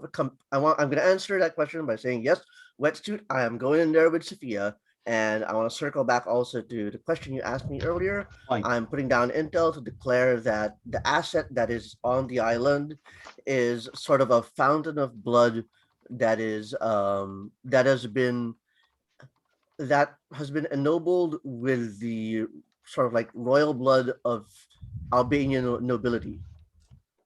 So what happened basically is that, I'll try to leave as many holes as possible for you to define, but what happened is a lot at some indeterminate point of time back, they sacrificed an Albanian noble family there, and now the waters of the island are capable, like there's a part of the island that perpetually generates like that kind of blood. Fine. And the vampires believe, emphasis on believe, that this is good shit. Okay, so look, what I've and that's written why down, it can't be taken out. what I've written down as you were saying that is the asset they want is a mystical fountain of blood related to an Albanian vampire lineage. Yes. Does that fly? Yeah. Yeah. Okay. This takes me to Mick. Mick, the opening question seems to be wetsuit or no wetsuit. Do you go in with Christian or do you go in under cover of Christian? I don't think Mick's especially a wetsuit guy. Christian, what are we? Why are we going here? Does your brother know these people? I think, yeah, business associates, you might say. I'm just wondering if there could be like there's a fancy party happening on the island or something, and we've wangled an invite, and I'm quite good with people, and you're obviously going because of your brother, right, or something like that, and maybe there's the type of party where there's reclusive but reclusive fashion magnate. What was it? A fashion, you know, A reclusive fashion designer, famous but reclusive. Yeah, it could be the sort of party now, that has something like that, or just let me be clear. You could have defined that during an investigative scene, but unless I put another character in frame, there won't be anybody new in. Yeah, no one you've created will be added to this mission. I may add them because you've created the mission as much as you can. Everything else now is a surprise. But I'm very happy for there to be a business meeting that maybe Christian is going, you know, on behalf of your brother might be a bit tricky, a bit dangerous, but, you know, has enough cover. Does that seem fair? We know we're delivering these souped up Escalades. We know that much, right? So those are definitely on this ship of ours. Oh, maybe yeah, if it's a course, party. I'd forgotten about them. Yeah. Plus, we got to see those racing around at some point, right? Of course you do. Yeah. So you are delivering the vehicles that Dev set us up about. And therefore, there is going to be some kind of social interaction with the general and his entourage. Yeah. But Sophia and Dev are getting to the island undercover while Mick is going in as part, as Christian's oppo. Yeah. Okay, I got it. Then let me think. I'm just looking at the clock and thinking, is this the time to take a 5-minute break? Yeah, before we get on the island. I know what the setup is, and we'll come back and then you'll arrive. Is that okay? Okay, let's take a quick 5-minute break. Okay, we're back from our break. Our fourth player will be back in a moment. But yeah, before we hit the beaches, so to speak, I would like to be clear about what will success look like for this operation. And in a little chat we just had, given that you have created a kind of a mystical fountain of blood related to the Albanian vampire lineage, one suggestion is that you need in some way to destroy that asset. I'm getting a thumbs up from Jason. What about Abs? Does that Matthew's up for that? Abs, what are you thinking? Oh, you are muted. Do we all have to have the same objective, or there has to be an operational objective? Sure. Yeah. So destroy the fountain of blood, which will be a very straightforward judgment for success or failure. Yeah. Okay. So I'm seeing quite a decent sized ship coming towards the island, because it has 2 of these vehicles on the back of it that Manny, the Wheels O'Manian, has supplied and given you delivery dates for. Kat is still back in the hotel. I'm not bringing Kat to the island, you know. And so let's have Christian then and Mick arriving at this cavernous dockside, where a group of the Nasastvar, the general's clan of this criminal organization, are waiting.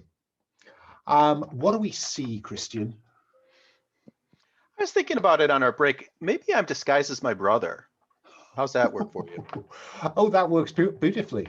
Talk about throw a brother under a bus. Right. So I've got the sunglasses and I've got the gold grill, and we walk off, and Mick, you put yourself there however you want. But walk off, and I the general, I'm imagining, is there. So Radich, I give him a big hug, a pat on the back. I go, look at this, look at these beautiful Escalades for you. I think that is certainly a kind of do something, maintain your cover rather, with avoid detection with expertise. And of course, I'll do the stress die too. I was going to ask. Here we go. And I pause. Looks like a 5. The stress is not the highest. Okay, so on a 5, again, middle of the road, no complications, no particular benefits. The general takes you at face value, and he's perhaps because his attention is on the vehicles. And I'm going to assume that there is some way that you can get vehicles out of this cave up onto the surface of the island, which otherwise is heavily cliffed, maybe one discrete beach. There's got to be an elevator. There's got to be a car elevator, an elevator you can actually drive a car into, like a lift. Yeah. I'll go with that. Now, Mick, what about you? What do we see you doing? Do you stay in Christian's shadow, or are you, out and about?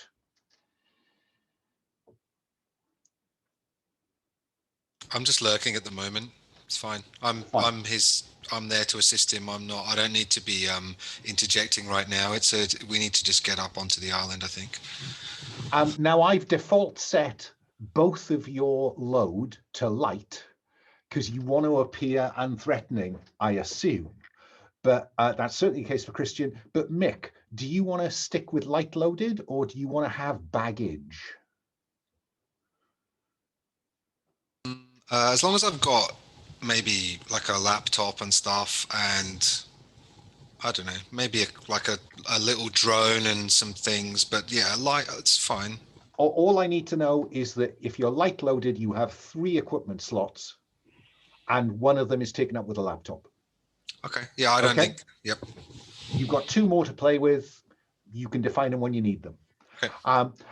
And therefore, let me go to Dev and then Sophia. Dev, are you sticking with light loaded, or are you more heavily loaded? I'm probably going to be a little bit more loaded. What do you do, Sophia? Like there's an American expression, loaded for bear. You are the bear. It indicates you are carrying stuff because you expect to encounter a bear. So like there's no reason that I feel like we can't be in, like, tactical gear and stuff like that. Like we're I mean, to the extent that we're being sneaky, it's not that we're being sneaky like by pretending to be other people. It's that we're avoiding yes, that we're going to kill anybody who tries to give us away. Yeah. It's more that kind of sneaky, I feel like. So let me mechanize that then. So that says, Sophia, you are heavily loaded. Now, heavily loaded gives you tactical gear, gives you 6 gear slots. Like I'm on an operation here. We're So this is black gear, rucksack, tactical, and because you are heavily loaded, you could have any piece of equipment in the list, no matter how bulky it appears to be. And it all fitted under the wetsuit. Well, it's strapped around. I'm messing with you. I'm messing with you. A big old backpack comes off, and I just like the idea of someone wearing a wetsuit and there's the shape of an assault rifle jutting out. So you can select, mark up light, medium, and heavy on your sheet, and so far none of those slots are used. Dev, it sounds like you're going the same way. Yeah, but before we proceed, I wanted to ask you the question of what are the consequences of being on heavy or medium? Okay, if you are medium loaded, then if you are light loaded, you want to be perceived as a civilian, right? You want to be perceived as no kind of threat at all. If you're medium loaded, you're a civilian who looks suspicious. If you're heavily loaded, you are indeed on and off. No one is going to mistake you for anything else. So, any attempt to avoid detection is going to mean going to ground, not saying, "Oh no, I'm just here. I just swam ashore looking for a sunny beach to sunbathe on." That's not going to work with heavy. Yeah? Ignore the Kevlar. And the other thing about heavy is that you will move more slowly than anyone who is lighter loaded. Yeah. Yeah, because you have a load. my only concern is like combat. That's not going to be I assume that's not going to be an impediment. Doesn't All right. doesn't matter. Okay. Doesn't matter. Okay. You know, you I are trained to deal with that kind of stuff. got it. That makes sense. Yeah. Just if you're running away, they're going to catch you. You have armor proficiency, as they used to say back in the day. Yeah. And I've already put in the 2 points for the C4, so there we go. Okay, so it's not to take any chances. Okay. Now, what I will do is this sounds like the benefit of your Greek or Albanian safe house. Sounds like heavy weapons. Yeah. Okay. So that means that you can have that explosive without me having you refer to some kind of contact, a flashback to a contact. So, the general is very happy. He insists on you will come and share a meal with him, you and your friend Sunday. I will offer you great Albanian, Serbian hospitality. And so we have the elevator takes these hugely heavy things up to the surface away from the cave. And we see you driving away in convoy with two much lesser black SUVs, one front and one aft. And that allows me then to cut to Sophia and Dev. Now I'm going to go to Dev first because Dev has intrusion expertise, which is that ability to break into places without people noticing.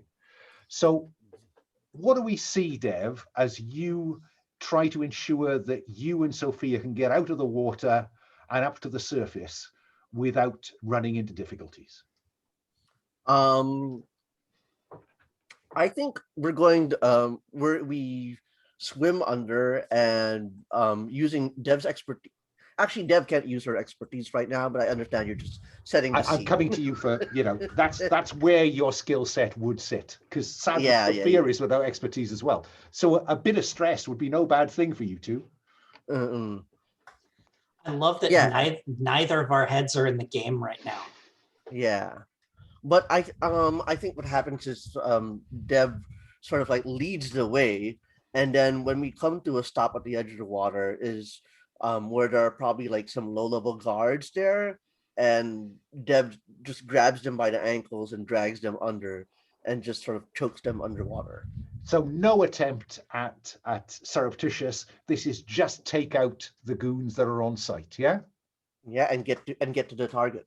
Okay, so let's have you roll without expertise, but would you like to include your stress dice in the hope that stress goes up?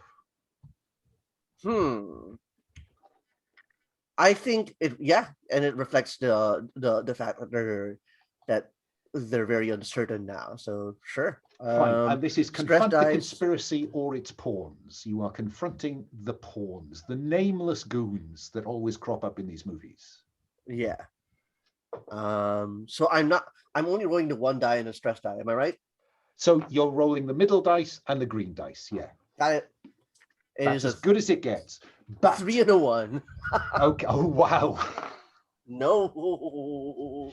So is there the opportunity for me to help since I'm along on this? Well, before I go to that one, the current consequence is you fail or succeed at a cost, Dev. The cost I would be offering would be that it's not as simple as you thought it would be, and you will have to now roll the first failure dice to see whether they get a shot in at you. Sure. Yeah. Right. But I will also remind you that once per operation, you can mark stress to use your specialism and improve an outcome by 1 step. Oh. It's just whether now is the time you want to cash that in. I always like to explore systems rather than not explore them at all. So let's do it. Okay. Well, you'll find a little box next to Scalp Hunter. So if you mark that turns failure into uncomplicated success. So you succeed with no obvious complication or benefit. So you will take 2 of these down. Yeah. But Sophia, there are more than 2 of them, of course. Of course. But what are you going to do, Sophia? I think it's the thing where like Dev is doing the like Assassin's Creed, you know, like up from the water, grab them by the belt, and you know, and boop, and they're down.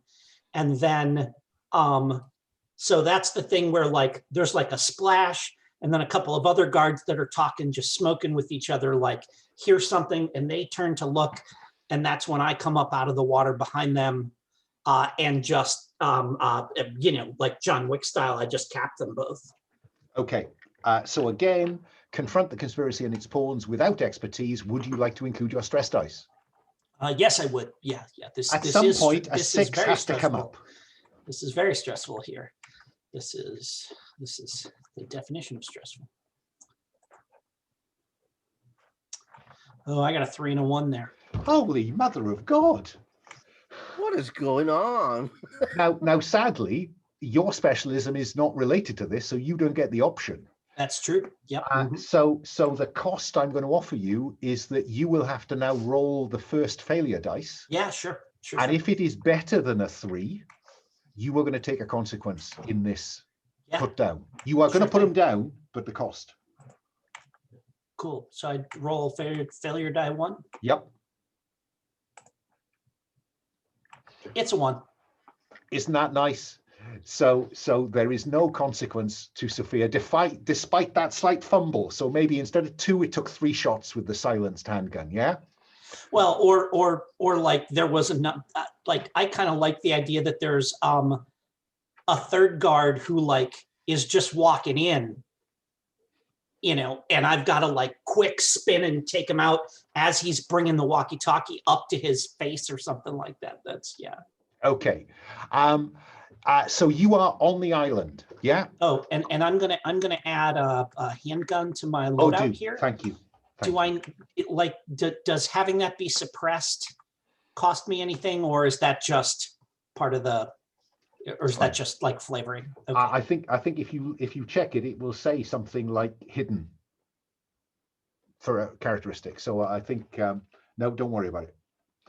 You know, which agent is going to go without a silencer? Come on. Close hidden silenced is that's. I thought I put it in. It's a spy thing, so that makes sense.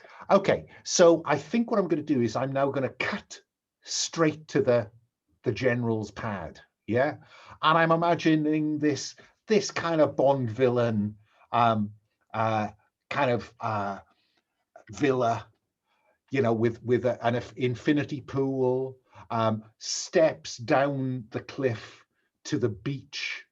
The only beach on the island, you know, the cars pull up at the front, and I'm going to cut to Christian and Mick, you know, drinks with a group of the general's higher ups, and their ladies, because this is not just one house. This is a kind of a colony that's on this island. But I will tell both of you that on your drive here, you did pass what looked like some kind of tented enclosure, you know, slightly out of sight from the track that you followed to the house. And where, Sophia, do you want to be as we have this view of this open veranda, glass-sided large room, and in there is where Mick and Christian are being entertained. Where do you want to place Sophia because I'm going to say it's now, unless you want to do something particularly, I'm going to say it's dusk. So you've got some cover, Sophia and Dev, if you want it. So where do we see Sophia as this drinks party is going off? I think that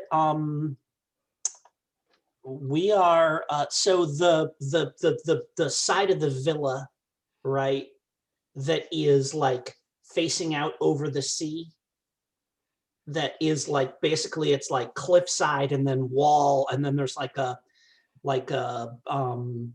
you know, the private veranda of the general and stuff like this. I think we are climbing that wall. Having gotten on the island, we're now like going up to try and we're bypassing all of the rooms to just climb the wall to get into the general's quarters. Okay, so you want to get not into the room where the reception is going on. You want to find his apartment. Like his office. Yeah. Okay. Dev, are you going with Sophia? Or because I'm thinking intrusion would be the logical. Oh, wait. Okay. Sorry. Can I change my mind? We're under the island in the caves looking for the fountain, I think. So you're going to run this entirely separately. I mean, we can get back together. Unless, so actually, let me ask Matthew. What do you think is what's more fun, to be, busting into the to be trying to bust into his place, or to be lurking, like working our way to try and find that fountain that is the I think going to his place is more interesting. Absolutely. Okay. Because at least there we can get if there's a catch to this fountain, if there's anything else that we need to know, find it out. Yeah. Where we find it, in addition to like information on the location of the fountain. Yeah, and Alan, your point about hooking back up with the group so that we can be nominally in the same spaces is a very good one as well. So yeah, okay. Yeah, I mean, the rule of dramatic necessity is going to bring you back together at some point. Yeah. I'm guessing. Yeah. But yeah, Klein, we're infiltrating. Okay. Yeah. So with the infiltration. What I'm working off here is that we will have, again, comms always work between you. So Christian and Mick, you will be giving them some idea of which approach is going to take them. There's a window, it overlooks the gardens, not the pool. It's on the first floor. We think that's where the general's office is. Okay, so that's the target for Dev and Sophia. So and I think and I think when Mick and Christian give us this information, it's also about timing and maybe figuring out where the patrols are. So they're really helpful in that regard, as well as maybe getting us some code keys or whatever. What I will tell you is that Christian and Mick, they've not yet met the mistress. Oh, right. The mistress is not in sight. So again, I'm gonna go to Dev, in the sense that though you can't use your intrusion, that is your skill set. So while you're still a bit twitchy, you asked earlier, Jim, about can you help? Yes, you can. If you look at the basic moves tab, cooperate. If any PC cooperate with you to investigate or do something else, and this would be do something else, everyone who is cooperating rolls their dice, and the highest roll by anyone applies. However, everyone who rolls 1 to 3 marks heat. Yeah. So that's the way this plays. As long as you can come up with a fictionally sound way that you can be aiding Dev. Okay. So Dev, you're at the sharp end. Sophia, do you want to be helping? Go ahead, Matthew. It sounded like you looked like you. Oh yeah, no, sorry. I was just going to say that I think the specialization that will apply to Dev here is fieldcraft instead of intrusion, just to sort of mix it up and say that the general has like several men set up around the place to make sure his. Oh, did I lose you guys? Did I lose the internet? No, that's fine. No, I'm sorry. No, that's fine. That's great. So it's really about. Oh, you did just freeze. That's weird. Yeah. Well, anyway, I'll just keep. Yeah, we can hear you. We can still hear you. So the fieldcraft is such that Dev can figure out those patterns of how to get to without being noticed. Spot on. Applying military expertise to enhance her infiltration. And my question to Sophia remains, what might we see you doing that will allow you to cooperate and roll more dice if you want to? Yeah, I've got tech expertise. Well. So, or not expertise, but it's one of my. Oh yeah, it is an area of expertise. Is technical, and so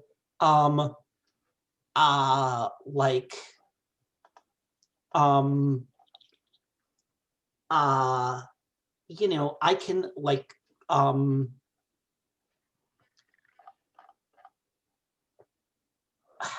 although I guess infiltration and stuff, and I can help out if you want me to help you yeah, out. please, yeah.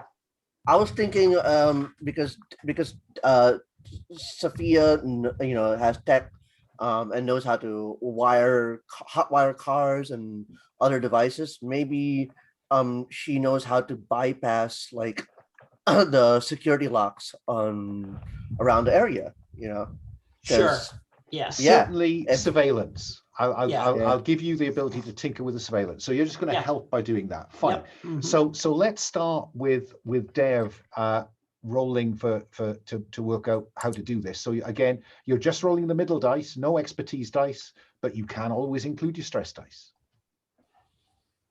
All right, let's do it. Stress dice and real dice, because I am very stressed, personally speaking. 3 and a 5. Oh, middle of the road again. Okay, so our hot dice at the moment is 5. Yeah. Sophia, let's have you roll again. It's the same 2 dice if you want to include stress. Yeah. And so like I'm like, you know, just like I've got my little Dremel and I'm just kind of, you know, popping panels off the walls and like, this is no, like, I'm not hacking anything. This is just like, you know, electrician Analog. stuff This that is I'm old doing. analog. Yes, 100%. exactly. Yeah. So Go for it. 6 on the stress die. There we go. And it is the highest number, so your stress goes up by 1. You get your expertise back, and the effort to get in here becomes a 6. Yeah, winner, winner, chicken dinner. And with that 6, what we see, I think, is that this goes really well. So Sophia, you rolled a 6, so I'm going to give you the option to define the additional benefit. The additional benefit. Let me see. Oh, I think the additional benefit is that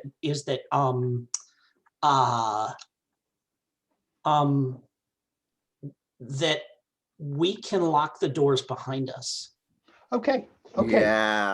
Yeah. So you are in the general's office, and no one's just going to bump it, just stumble in. Yeah, like when he comes in and presses key code, it'll go dee dee dee dee dee.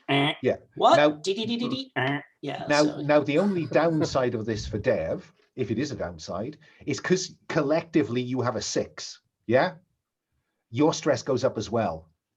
Yeah. You cooperated, right. So you both take the downside. So, but that's in this context not a bad thing for you. So you get your expertise back. Nice. Because it is apparent that this office is full of occult symbols. Whether he collects them or whether he is, you know, but there are defaced icons, Eastern Orthodox icons. There's all kinds of shit in here that is of concern. Upside down crucifixes and stuff like this. Whatever you take. Yeah. Mick. I'm both mortified and incredibly happy. Mick,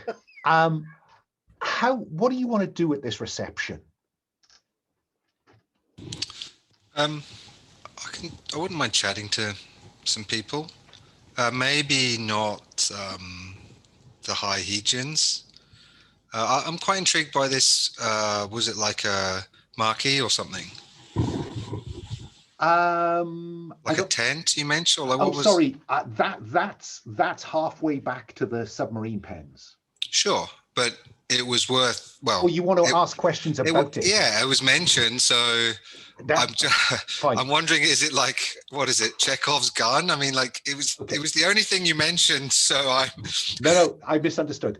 Yeah, so you know, you can talk to anybody you like around here. You're a very personable individual. We know that. Yeah, so, I'll just I'll just have a few drinks and I'll be saying, this is really nice. I'm really excited to be here. It was this really beautiful place. Oh, it's so nice. You know, what do you know anything about it? History? Is there going to be a big party or something? I wondered what that tent was, but just acting really, I don't know, like interested / dumb sort of.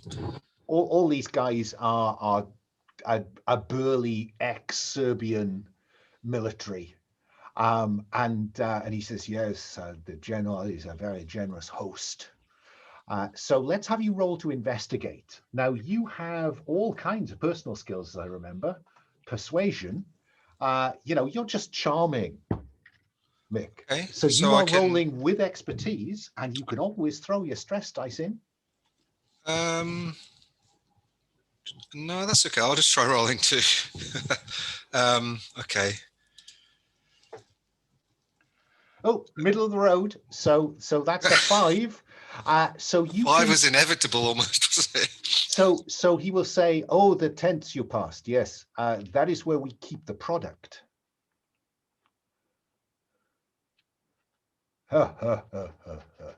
So that's the basic information, but you can ask me or him another question. Well, oh, what's the product? Oh, I think you know what it is. I think it's where they're storing people they're trafficking. Oh, okay. I want to know. Okay, I need to. Is there anything else exciting on the island? Like, do you have a swimming pool or any? This is quite a historic building. Is there any famous sites on the island, or it Fountain looks of really blood, old. maybe. And he says, no, if we are lucky, the general will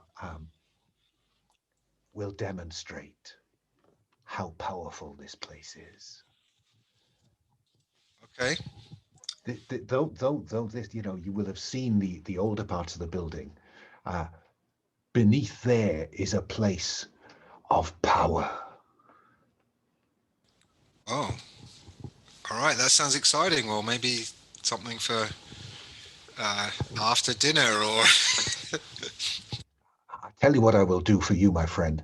I will whisper in the general's ear that I think that his visitors would be impressed by seeing what is beneath. Oh, cheers, mate. That'd be great. Yeah, there's nothing like this. And he gives you a Oz. big Serbian wink and a hug. You, my friend, you will be impressed. Hey, Živeli.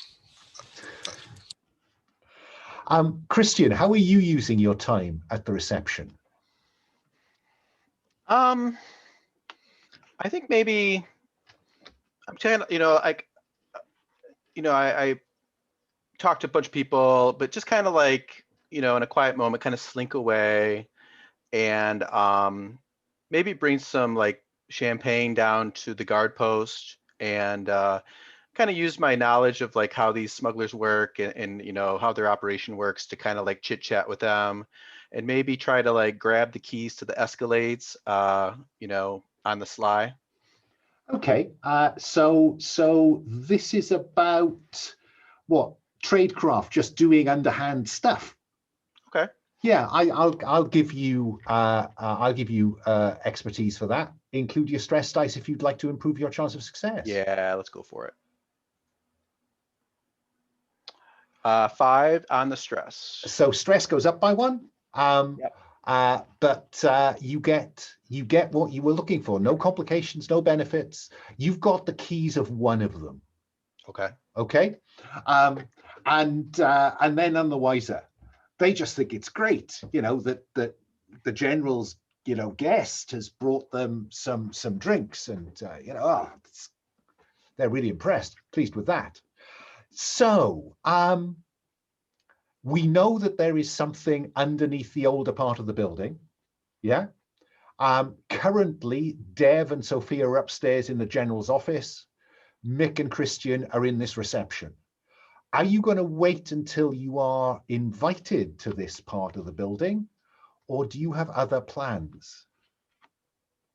Let me go first to, let's go to Dev. Yeah. Do you wait or do you go? I mean, we're loaded for bear. I don't think we want to be present at within any proximity with the party. So it's all about remaining unseen, getting the information we need, and blowing up the joint, but also what we can learn from Okay. all this shit. So that sounds like investigate, doesn't it? So Yeah. So I mean, to be honest, I'm not seeing any dev expertise here. So I think this is without expertise, even though you now have it back. Do you want to include your stress dice, Dev, to make it a 2 dice roll? Yes, absolutely. Go for it. For real, Dev would probably be a little bit more freaked out. So definitely that's stressful. A regular dice and a stress dice, and we are Yep. rolling with a 5 and a 2, 5 in the stress, which Okay. exceeds the stress I have right now. So that's So more stress or less stress? stress has just gone up to 5. So you are walking the edge again, Dev. Here we go. And the terrible thing is because there's no 6s there, there's no particular benefit. So a 3 and a 2 is you get the basic information, which is all of these icons relate to this Albanian vampire lineage, right? Yeah. Okay, that's all you need to know. All you need to know at this point. Sophia, what about you? Okay, sorry. Is it okay if I get a little bit of a gimme here before we proceed to Okay. Sophia? I'm going to assume that there is a moment I can get Mick by maybe I can take pictures of the do the whole smartphone show what the fuck is this? Yeah. Not a problem. And show that to both Christian and Mick.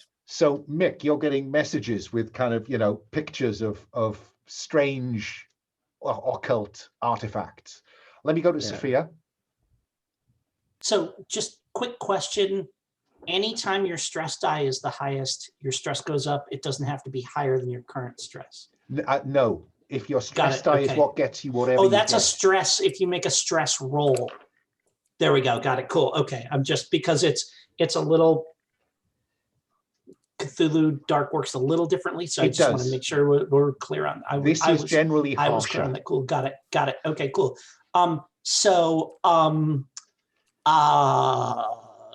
Yeah. I feel like so yeah, we're doing the taking pictures of things and stuff like that and everything. And we're in here. I don't know what we should be looking for, but I do feel like let me see. I mean, the bottom line is if you want to ask me some questions about anything, you'll need to roll to investigate. Exactly. Yeah. So yeah, I mean, first thing I'm going to do when I come into a place like this is, I start like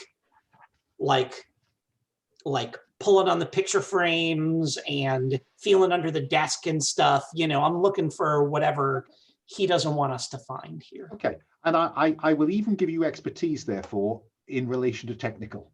Yeah. Sure. What has he hidden here? Exactly. Yeah. Okay. So you're rolling with expertise, stress dice if you want it. I'll include my stress die here. Sure.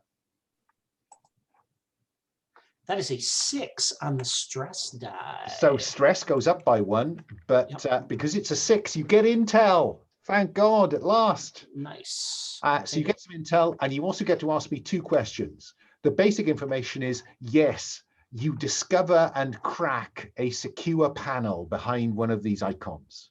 So you can now ask me 2 questions about anything you like. But there's something new on the table. Where's the mistress right now? Well, narratively, I can't see how you can get that from being in his office. She's not here. So I don't think that's a question you could ask me. All right. So it's in relation to what you've just discovered, really, that you can ask me questions. Got it.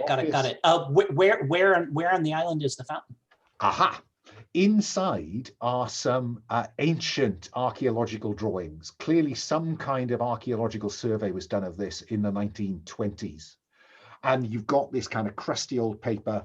You can work out where you are in terms of, almost drawing the new build on top of this. Mm-hmm. And so I will tell you that you have a route to the temple, to the fountain. Got it. Do you want to ask me another question that might be related to what you found in there or something else in the office? Oh, what has he done to protect the fountain or secure it? Okay, I think also in there are a set of technical plans showing how the door is secured. He's put a large metal door with a digital lock on it between the main house that would give access to this area. Yeah? Yeah. Okay. Cool. And all of that is available to all of you. So it seemed to me that after that, what I got the impression was that Dev and Sophia weren't going to wait for dinner. Okay, now the question to Christian and Mick is, are you going to wait for dinner or are you going to try and sneak off? Christian? Yeah, I was going to try to sneak off. I was imagining, we're assuming that everything they've learned, we've learned, right? So, maybe sneaking off, some story about taking the Escalade for a spin to kind of set it up where they can make their getaway, park the Escalade, be ready to go once they blow up the thing. That's what I'm imagining. So, I mean, you don't need to do anything with that. By sneak off, what I wondered is whether you wanted to sneak off to the fountain. Yeah, tell me, what I'm imagining is sneaking off in the Escalade near to the fountain, Okay. so that once it's blown up, they can run out, jump in it, and we can make our, Fine. high-speed escape. So you are going to place the Escalade more conveniently. Right. For their escape. Okay. Mick, what about you? You've just had these photographs ping up on your phone. Do you want to spend some time, in a corner just looking at those and seeing if they tell you anything? I mean, maybe not, because it sounds like they're just going to go off and blow up the fountain. I'm not sure what. No, that's fine. I'm missing just like. No, it's just asking. Do you want to sneak off and be part of blowing up the fountain? Or do you want to be in the Escalade with me? I mean, how's the timing working? Is it not like, could they not be taking us down there at the same time as? No, because Dev and Sophia specifically said they don't want to wait for after dinner. They don't want a whole crowd of Serbs.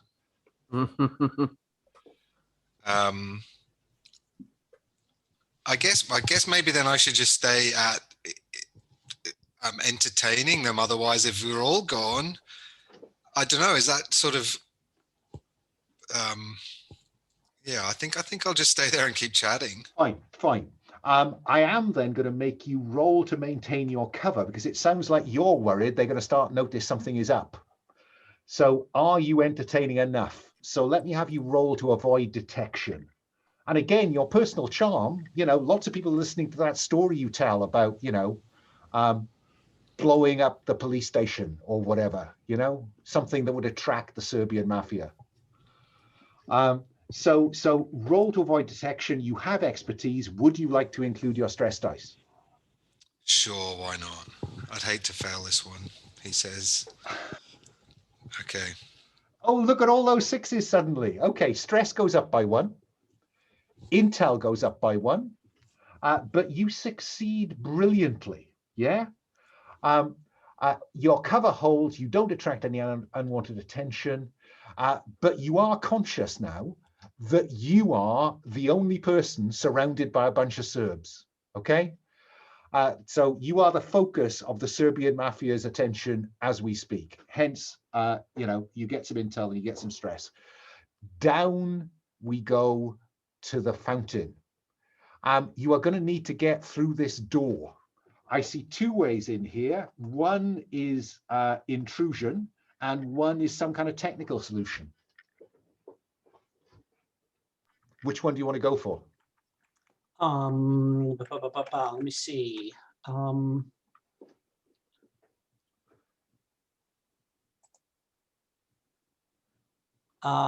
So like if I wanted to say that I brought along,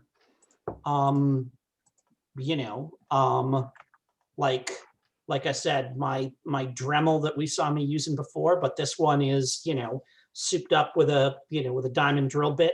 Okay. and a little mini oxyacetylene torch. Is that like an intrusion kit or something like that? I think that would work. I'll use that. Yeah. Hang on, no, but because you used the single benefit of your safe house in Greece was heavy weapons. So if you want technical toys, which is what I'm counting this, Sure. you will Yep, need to flash back to make a contact. So you mark stress. Okay. And you could just get in touch with your father again. We could see you getting in touch with you and saying, how do I, what do I do with this kind of kit? Can I make this blah, blah, blah? Yeah, no. This is going to be,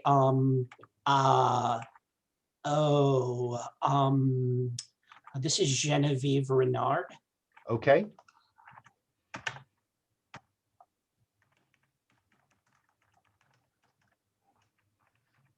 And like, she's a like a high-end cat burglar, like an art thief. Fine. Like an art and jewel thief. Fine. Black bagger, they can break into places. Yes, and so we see you mark stress, you now have that. So you can select breaking and entering kit. We know it's of a certain, there might be a technical kit in there. Have a look. Well, there's a toolkit. Yeah, go for toolkit. Okay. Yeah. And then that's marked up some more gear. So let's have you crack the door then, because I think it's more technical than standard breaking and entering. Yes, yeah, no, this is not like this is just like a big heavy vault door, and it's knowing what to cut to get in there. I think more so than like the problem here is doing it quickly as opposed to worrying too much about complicated security and stuff. Okay, so let's have you roll at least 2 dice and a third one if you want it. It's what we call brute force. I'm just going to roll my expertise and regular die, my agent die. So 4. Yeah, success with no complication. So you will hear that there's a click. Who goes in first? I mean, I feel like this is the thing where because I'm going to saw through it and pull the door open so that Dev can, go in, and. Okay, Dev, you're it. You're at the sharp end. What do we see as you step into this clearly, an ancient natural cavern? Mm-hmm. Yeah. There are artificial torches on the wall, flickering to give it a slightly arcane feel. And you can hear the flow of liquid. What do we see? We see, so this is the fountain, am I right? I'm going to assume it is, yeah. Yeah. All right. So what happens is we hear the trickle of water and see the flickering of the torches, and the when the lights come on, we see the blood that we were expecting, right? Yeah. And a pool with like a chocolate fountain of blood. Oh God. Blood fondue, maybe. Anyway, let's not get too graphic. So and then when the camera sort of like pans from one torch to another, sort of spiraling upwards, it shows us these sort of embalmed bodies that are mounted on the wall, from which the blood pours constantly. Oh my. Fine. So these are the embalmed and imprisoned members of this Albanian noble vampire lineage, blood endlessly flowing from them into this pool, which is probably about 10 feet across. Yeah, and I won't get too much into it. Let me know if I'm going too far. It's a very horrific display because they're not all mounted like in these Christ-like positions. Some of them are sort of like, twisted. Maybe one of them is even like as the blood flows into different channels and rivers. There's even one who's sort of like tilted on the side, and his mouth is open, and the blood continues to flow through there. So it's sort of implied that it's just, endlessly being created. Yes. Yes. What do you do, Dev, when someone stands up from the blood? Someone stood up from the blood? Yeah. Yes. They're facing away from you and you see the head emerge and they stand naked, coated in blood. What do you do, Dev? Well, I draw my weapon. Okay. So which weapon and what do you do with it? Well, I guess, wait for the. Because at this point, I'm slightly concerned that you've rather overdone the I've selected my equipment in advance. Oh wait, I forgot that you can declare it as we go. Yeah. Oh, okay. The my only thing I mistake. know you've used is the breaking and entering kit, and this you said you were bringing the C4. So I'm reducing those back to normal. So you currently have used 3 of your slots. While you're thinking about what you are going to pull out of the bag, Sophia, you see this over Dev's shoulder. What do you do? I raise an eyebrow and I point and I go, I thought you were the younger woman, but you're much older, aren't you? I say to her. And as she turns around and the blood slips away from her face, you see a younger version of Kat. And she says, I wondered when you'd get here. What do you do, Dev? No, I guess, Sophia, I'm going to assume that your mouth drops slightly. Dev, what do you do? My brain is going towards decapitation. So you rush up to her, you declare a machete, and you rush up to her. Let's just say it's a katana or some kind of sword, you know. Fine. Yeah. Fine. I've added Kat to the beasts tab, and you rush towards her. I am declaring that she has great speed. By the time you're at the edge of the great speed, and I'm also going to give her spider climb. By the time you get to the edge of the pool, she has scuttled up into the ceiling. Sophia, what do you do? So now if we want to spend intel, since we've clearly encountered a supernatural creature here. You have.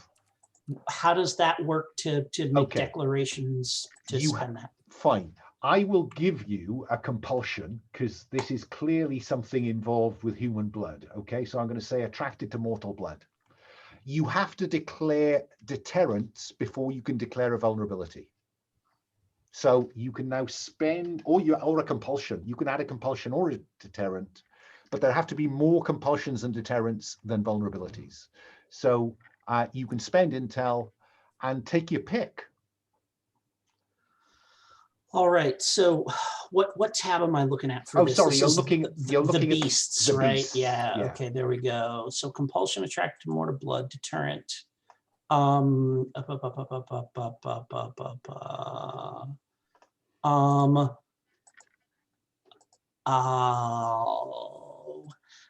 deterrent is running water. She's stuck on this island. She's been here the whole time. Yeah, she can't leave because she can't cross the ocean. Maybe they imprisoned her here in the first place. Yeah, running maybe water. she's the last of the Albanians. Yeah, who knows? But so yeah, I like running water as a Okay, so that costs you 1. Now that you have a compulsion and a deterrent, you could declare a vulnerability if you spent another intel. I can spend that intel for us if you'd like. Okay, so Dev, do you want to declare a vulnerability? Yeah, I know which vulnerability I'm declaring. Let's see. I'd say, actually, prolonged sunlight, UV, or beheading.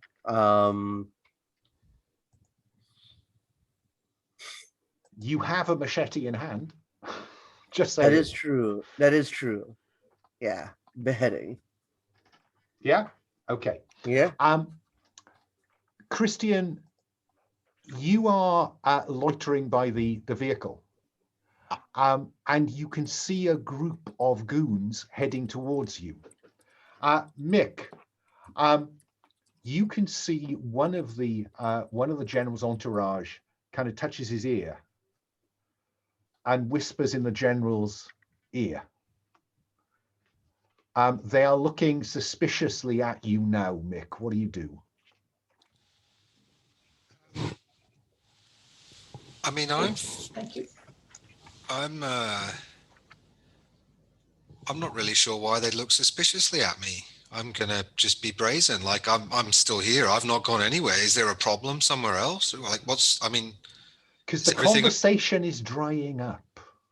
But I'm like, that's what I mean. Is like everything okay? What's the matter? What you know? And the what's going general on? says, don't worry, Mr. Cornwall. It will be painless.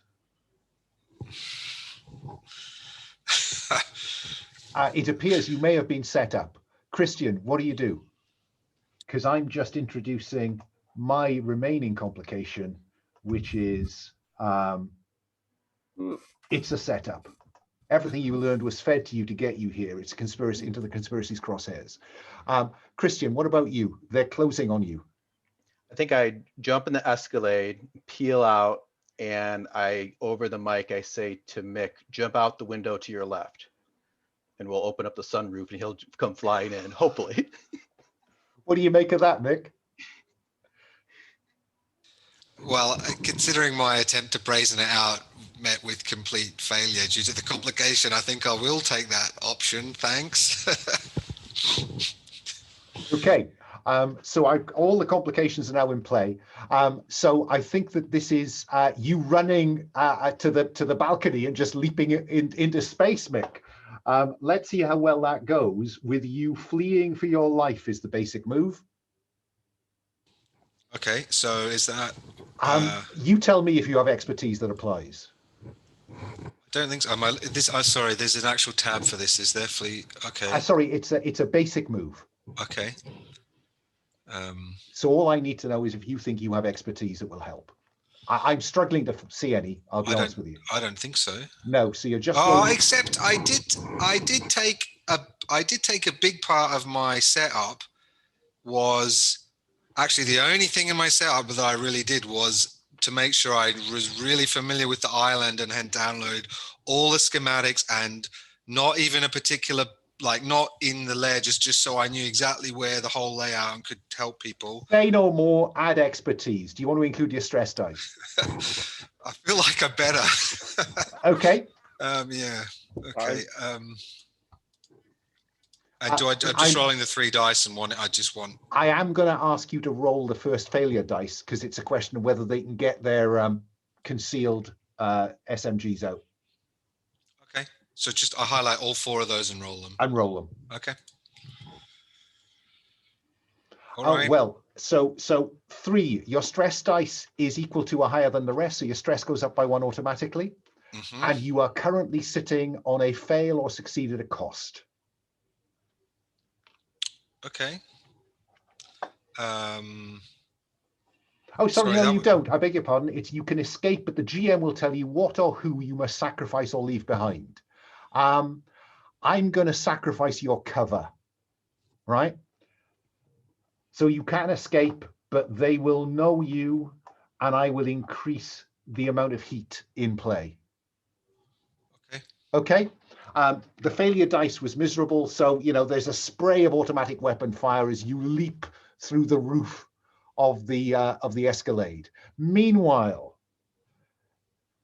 Dev, she's so fucking quick. I know, she's so fast. Do you stay or do you go? I stay. I mean, I'm not planting explosives in this place without knowing that she might just try to remove them. Okay, so what do you do? I guess we'll have to engage in combat with her, even though she's probably out of my league. Okay, so you are going to you'll need to draw some kind of handgun or automatic weapon. Sophia, what about you? I narrow my eyes at her, and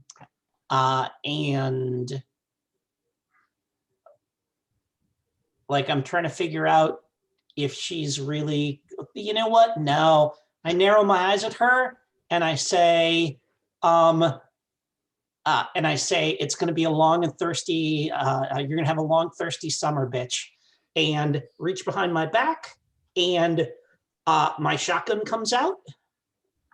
which I will put to Put to I'll good use. knock off 2 of my load for that. And you will confront the conspiracy or its pawns with expertise. Do you want to include your stress dice? And very explicitly, what I'm going to do is I'm not shooting her. I turn to the nearest like corpse on the wall and just like put the shotgun like right to the side of its head and decapitate it with the shotgun. Oh, very good. I'm not even going to make you roll for that because that was not what I was expecting. It's not what she's expecting.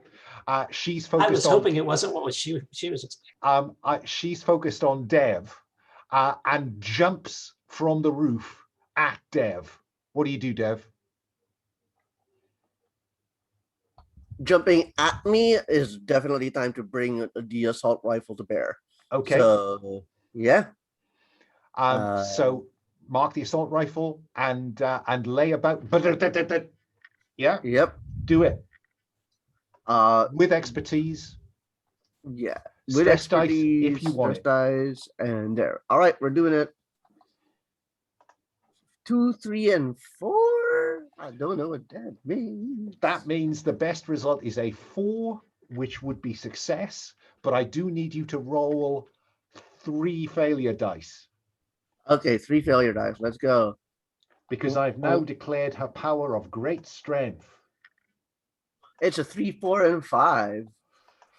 Ooh, okay. So the 5 is better. You are going to take a consequence. You will hit her, but you see where the bullets impact. You will see bits of flesh being blown away, but it doesn't even slow her down. I figured as much. Yeah. Whereas you are going to roll a d6 for a consequence. All right. You would like to roll 1d6. high. All right. I'm rolling this die for the consequences. It's 5. On 4+, you were lucky this time. It hurts, but you'll live. You are outclassed here. So yeah, but I'm on. So Sorry, I'll just let you think about that. Sophia, what are you going to do? Let me see here. As long as they're not attacking Sophia, I am happy. Okay. You know what I mean? Okay. Okay. I want to. Yeah, I'm going to keep killing these vampires that feed the fountain. Fine. Every I'm round, sabotaging the fountain. Yeah. Every round, you can blow one of these away. Yeah. Yeah. Yep. And are you hoping that you're going to draw her attention away from Dev, or just be left to get on with it? I'm just curious what your motive is. Oh, I am hoping that what I'm doing is sabotaging the fountain. Fine. I'm presuming that will get her attention. Okay. Like I'm ready for the possibility that gets her attention. Okay. But it's not my main goal. Okay. I assume Deb can handle herself. So. Okay, let's see whether that's a good test. So Dev, she is now up close and personal. Okay. The fangs are bared. She's trying to rip your throat out. What do you do? So she's in close range, right? Yeah. That assault rifle is going to be next to no use to you now. The machete might be. Yeah. We'll bring the machete to bear then. In that case. Let's have you roll with expertise and with the stress dice. I'm curious. Let's see. Well, I feel like what situation in this game isn't stressful? Am I right? Okay. 1, 2, 3. Rolling. That's a 6, Those and are a 1. 6s, and now I need you to roll all 3 failure dice. All right. Is this good? Is this bad? It's a 3 and a 4 and a 5. She doesn't inflict a consequence on you, but you do have some harm. That machete. How do we see you trying to behead her with that?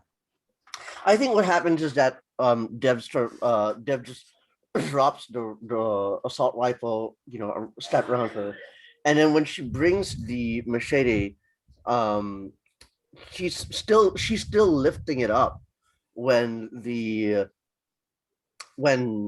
Kat comes up and sort of like lands directly onto the machete, and that's when she tries to carve her way through Kat. Okay, so with a 6, you will have a benefit, which means that you inflict, if you like, 2 consequences on her. And All right, because 2 it's a beheading consequences. attempt, these are real damage, not the guns had no effect. But Yeah. because you rolled a 6, you do have to roll for stress, because this is the first time that you've encountered a vampire up close and personal, and you realize that simply slicing their throat is not enough. All right. Okay, so I add the roll stress. No, roll the stress dice, and if you're lucky, it will be less than 5. Yeah. It is a 2. It is. It doesn't go up. And Right. that is when she races out of this space. Because if there is a motive vampires have, it is survival. And you inflicted 2 of the 3 consequences it would be needed to take her out. So she runs for it. Now my question is, what are the pair of you going to do? Sophia, what do you do? I work my way around the room and kill every last one of these ancient vampires. Do you want to take that much time, or you just want to set the C4? Well, I was gonna say, I think that's Dev's, like C4 is Dev's thing. Okay. Yeah. I call in the comms right away and tell Christian, and Mick that, which is we've encountered this creature, the Kat, the younger version Kat, long. Sorry, that cat tail is very distracting. And we're not. Sophia and I aren't even gonna bother pursuing her. You know what I mean? Like, we're just gonna light this place up. Just a word of warning. Yeah, and just a word of warning for them in case they run across this creature. Run out that side passage. We're gonna be on the beach waiting for you. We see, us driving in the heavily armored Escalade, getting, bullets hitting it as we're driving along. And so, yeah, that's what Sophia blows down every corpse, and I plant the C4. I'm not going to make you roll for all of that. I will have you flee for your life to see how complicated the exit gets. Oh, yeah, sure. No problem. Flee for your life. I think fieldcraft would apply here, Dev.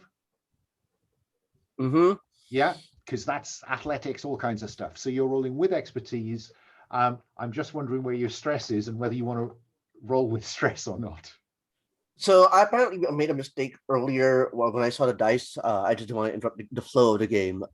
I did not actually get stressed earlier, so I'm still at 4. Fine. Yeah. Yeah. That's right. Yeah. So I'm at 4, and flee for your life. So roll 1d6, another 1d6 if it benefits from my expertise, and yeah, let's roll some stress dice since I think I can still push it. Okay. Yeah. 1, 2, 3, rolling. That's a 2, a 4, and there's a 3 and a 4 and a 6. 6 on the stress dice. Stress goes up by 1. Mark intel. All right. But on a 6, that goes as well as it could be. You get away without any complications. But this is stressful, hence the stress. Sophia, flee for your life. Oh yeah, sorry, we're doing that separately. Sorry, yeah. I thought Dev was fleeing first. All right, cool. Yes, let's flee for our lives. I think we're doing it together, but dramatically we're doing it separately, Yes, right? Something could interrupt you. I tell you how I'd like to play this is that in fact Sophia's flee for your life is once you get in the car. Yeah, absolutely. I was going to ask that. Yeah. We see Christian swiftly move across. Yes, yeah. As you slide behind the wheel. The Escalade comes up, and I'm shoving him aside as I'm getting in, and I appreciate that Christian knows his limitations, so that's good. So with expertise, would you like to include your stress dice? Yeah, this is stressful. Though everyone is shooting at you, yes, the nature of the vehicle means I won't make you roll any failure dice. Yes, cool, excellent. All right, so 1, 2, 3. There's a Mick-shaped dent on the hood of the car. Uh, 4 on the stress die, which is my highest die. So stress will go up by 1, but Add you will get away Plunk of clean. stress in. Yeah. hmm And given we are exactly on time, I think that that's where the episode ends, as you scream away with the Serbians, firing blindly into the back of the car. But if you can you give me just 3 or 4 minutes for a stars and wishes, because I would like to know where you want this to go in the finale. Okay. No problem. So let me go. I've stuck with an order, so I'll stick with it. Jim, any stars, any wishes? Oh, yeah. I mean, stars to you, Alan, for taking that time at the beginning to break down the mechanics for us so that we understood better what was going on. I really appreciated that. Thank you. And stars to Starta Abs for working with me for like just being fine with saying, nope, I don't think that's my character. And then us working together to come up with something that was more fun. So thank you for, I always I like to thank people for saying no to suggestions as well if it's not the thing that they want to do. So I do appreciate that. Yeah, that was on my list. Yeah. Should I do wishes right? Yeah, let's roll straight through. Okay, cool. Okay, so quick. So this may be a little bit more in the weeds than necessarily you're looking for, but here's a wish that I have, which is to find a way to, I don't know if it's changed the wording or so the impression I get from the way meaningless sex is set up. Okay. Is if you get a 4 to 6, it automatically leads to verbal abuse or violence, which is not what you intend. It's the result of that, which is, there's complications in people's relationships, but framing it as if your sex goes bad, it's either These are the only abusive two options. or violent. That is a very good point, Jim. Yeah. I really appreciate that. I was looking at that going, is that okay? I see what he's trying to do here. But if you don't take those couple of extra steps, like sex can be awkward and weird and unpleasant without being either abusive or violent. That is very true. So that's what I very much. That's an excellent suggestion. Thank you. Not enough people in this game resort to meaningless sex, and I've just realized why. Thank you. Okay. Okay. Round we go. Jason, stars and wishes. Yeah.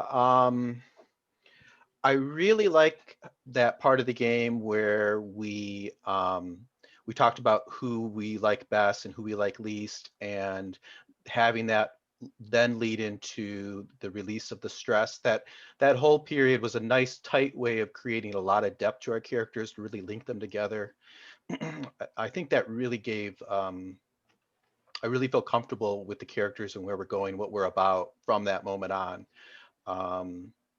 And then wishes wise, one thing for the game, I think, the way I've seen you run the game now and in the past when I've watched your other actual plays of this is, we create characters in the world, so to speak, in the first half of the first session, and then you have a quick operation. You might just want to streamline the whole process of creating the operation in the first session.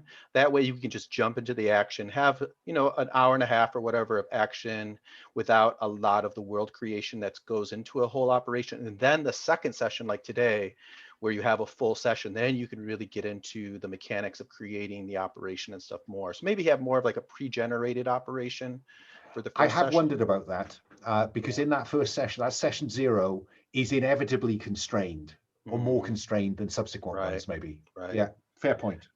And then there was something else.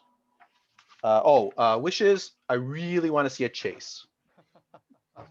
I want to see Sophia do her thing. I thought we might have got to there today. Yeah, I was hoping. I kept trying to set it up. I kept trying to get the Escalade right there ready. Yeah. But I could see the clock was just going to be against me. Yeah. I think we'll do our best for next time. Okay. I will try and generate a chase for Sophia. Okay. Where did I get to? Matthew, stars and wishes? Yeah, I just want to echo Jason's wish, and I hope maybe that wish for a race is manifest in a position where we're all racing Fast and the Furious style, where it's like each individual person driving a car. Because, it's been already established that Mick is also our other wheels kind of guy. So I think it makes sense to represent like the fact that multiple people are good at the wheel to do that. Well, I might then suggest that if you check out where's the focus of the op, one of them is on the move, and one of them is in effect, planes, trains, automobiles. So you might want to think about where you want to place it to give us vehicles to play with. Yeah. Okay. But sorry, I cut you off there, Matthew. Go ahead. No problem. And I wanted to give a stars to Jim today because I felt like he did a lot of heavy lifting in terms of like not just in terms of that actions his characters take, but in sort of like trying to fill up the spaces in the world, both mechanically and like flavor wise in how we were playing. And and stars to you, Alan, for indulging me in my enthusiasm for the theatrical. The more cognitive load I can share around the table, the happier I am. Yeah. Thank you. That's basically what I want to keep pulling out of the game, is this weird combination of like 24 and like Vampire the Masquerade. Works for me. Abs, any stars, any wishes? Star for, as someone said, going into explaining stuff for us. I think there's a lot for me to learn still. I've not really played any of the background systems. I've really misunderstood some of it, I think. So it's good to, and I still feel there's a lot for me to learn. But just stuff like, now you took the time to go through things and explain things. I think that's really good. Appreciate that. Wishes. I thought I was all set for a chase on the canals and stuff like that. I didn't realize we wouldn't, that we just flipped to somewhere else. I was all ready for that. I didn't, So, I mean, maybe that's something, is that how the mechanics work? I'm not sure, but I was all set for that kind of, to do that, thinking that would happen. Yeah, somehow we need to engineer a chase inside the mission, not as the exit. Yes. Although I do like the idea of Mick running down the canals like it's Phantom of the Opera or something. But sorry, Abs, I cut you off again. Specific wishes? No, that was I guess I wished we'd had I felt like that canal chase and getting out of the thing was like we built up to all of that and then we didn't do it. I was like, oh, so I guess I wish we'd done that, but now I'm understanding more about the mechanics, then maybe we never would have done that. I don't know. We'd never got to the vampire if we played the chase, I guess is. Each session is meant to be reasonably self-contained. I think actually 3 hours is a bit tight, if I'm honest. But I think that is the constraint that the gauntlet we operate within. In terms of stars, yes, I would endorse. I always think it's really important that players feel able to say no, but. Or no, and I think that was really good. And thanks for demonstrating that, Abs. I love the idea that Christian has pretended to be his brother. So now the Serbian mafia is going to think that Sunday Okafor is persona non grata. I am going to give you a stress reduction. Remind me next time you'll get a stress reduction for throwing your brother under the bus. Because though you didn't activate the move, you have done that. Jim, lots of good filler, not filler in a good way, you know what I mean? I think what Matthew said is absolutely right. And Matthew, no, thank you for that description. I hadn't thought about the fountain in any great depth. And all of that worked beautifully for me, so thank you. Wishes, I will try to get a chase in. That's my big wish, because I think we've got a driver, we have to have a chase. Yeah. So help me with your framing next time, guys. Yeah. And I will try and deliver a chase. I am going to stop the recording there. There we go.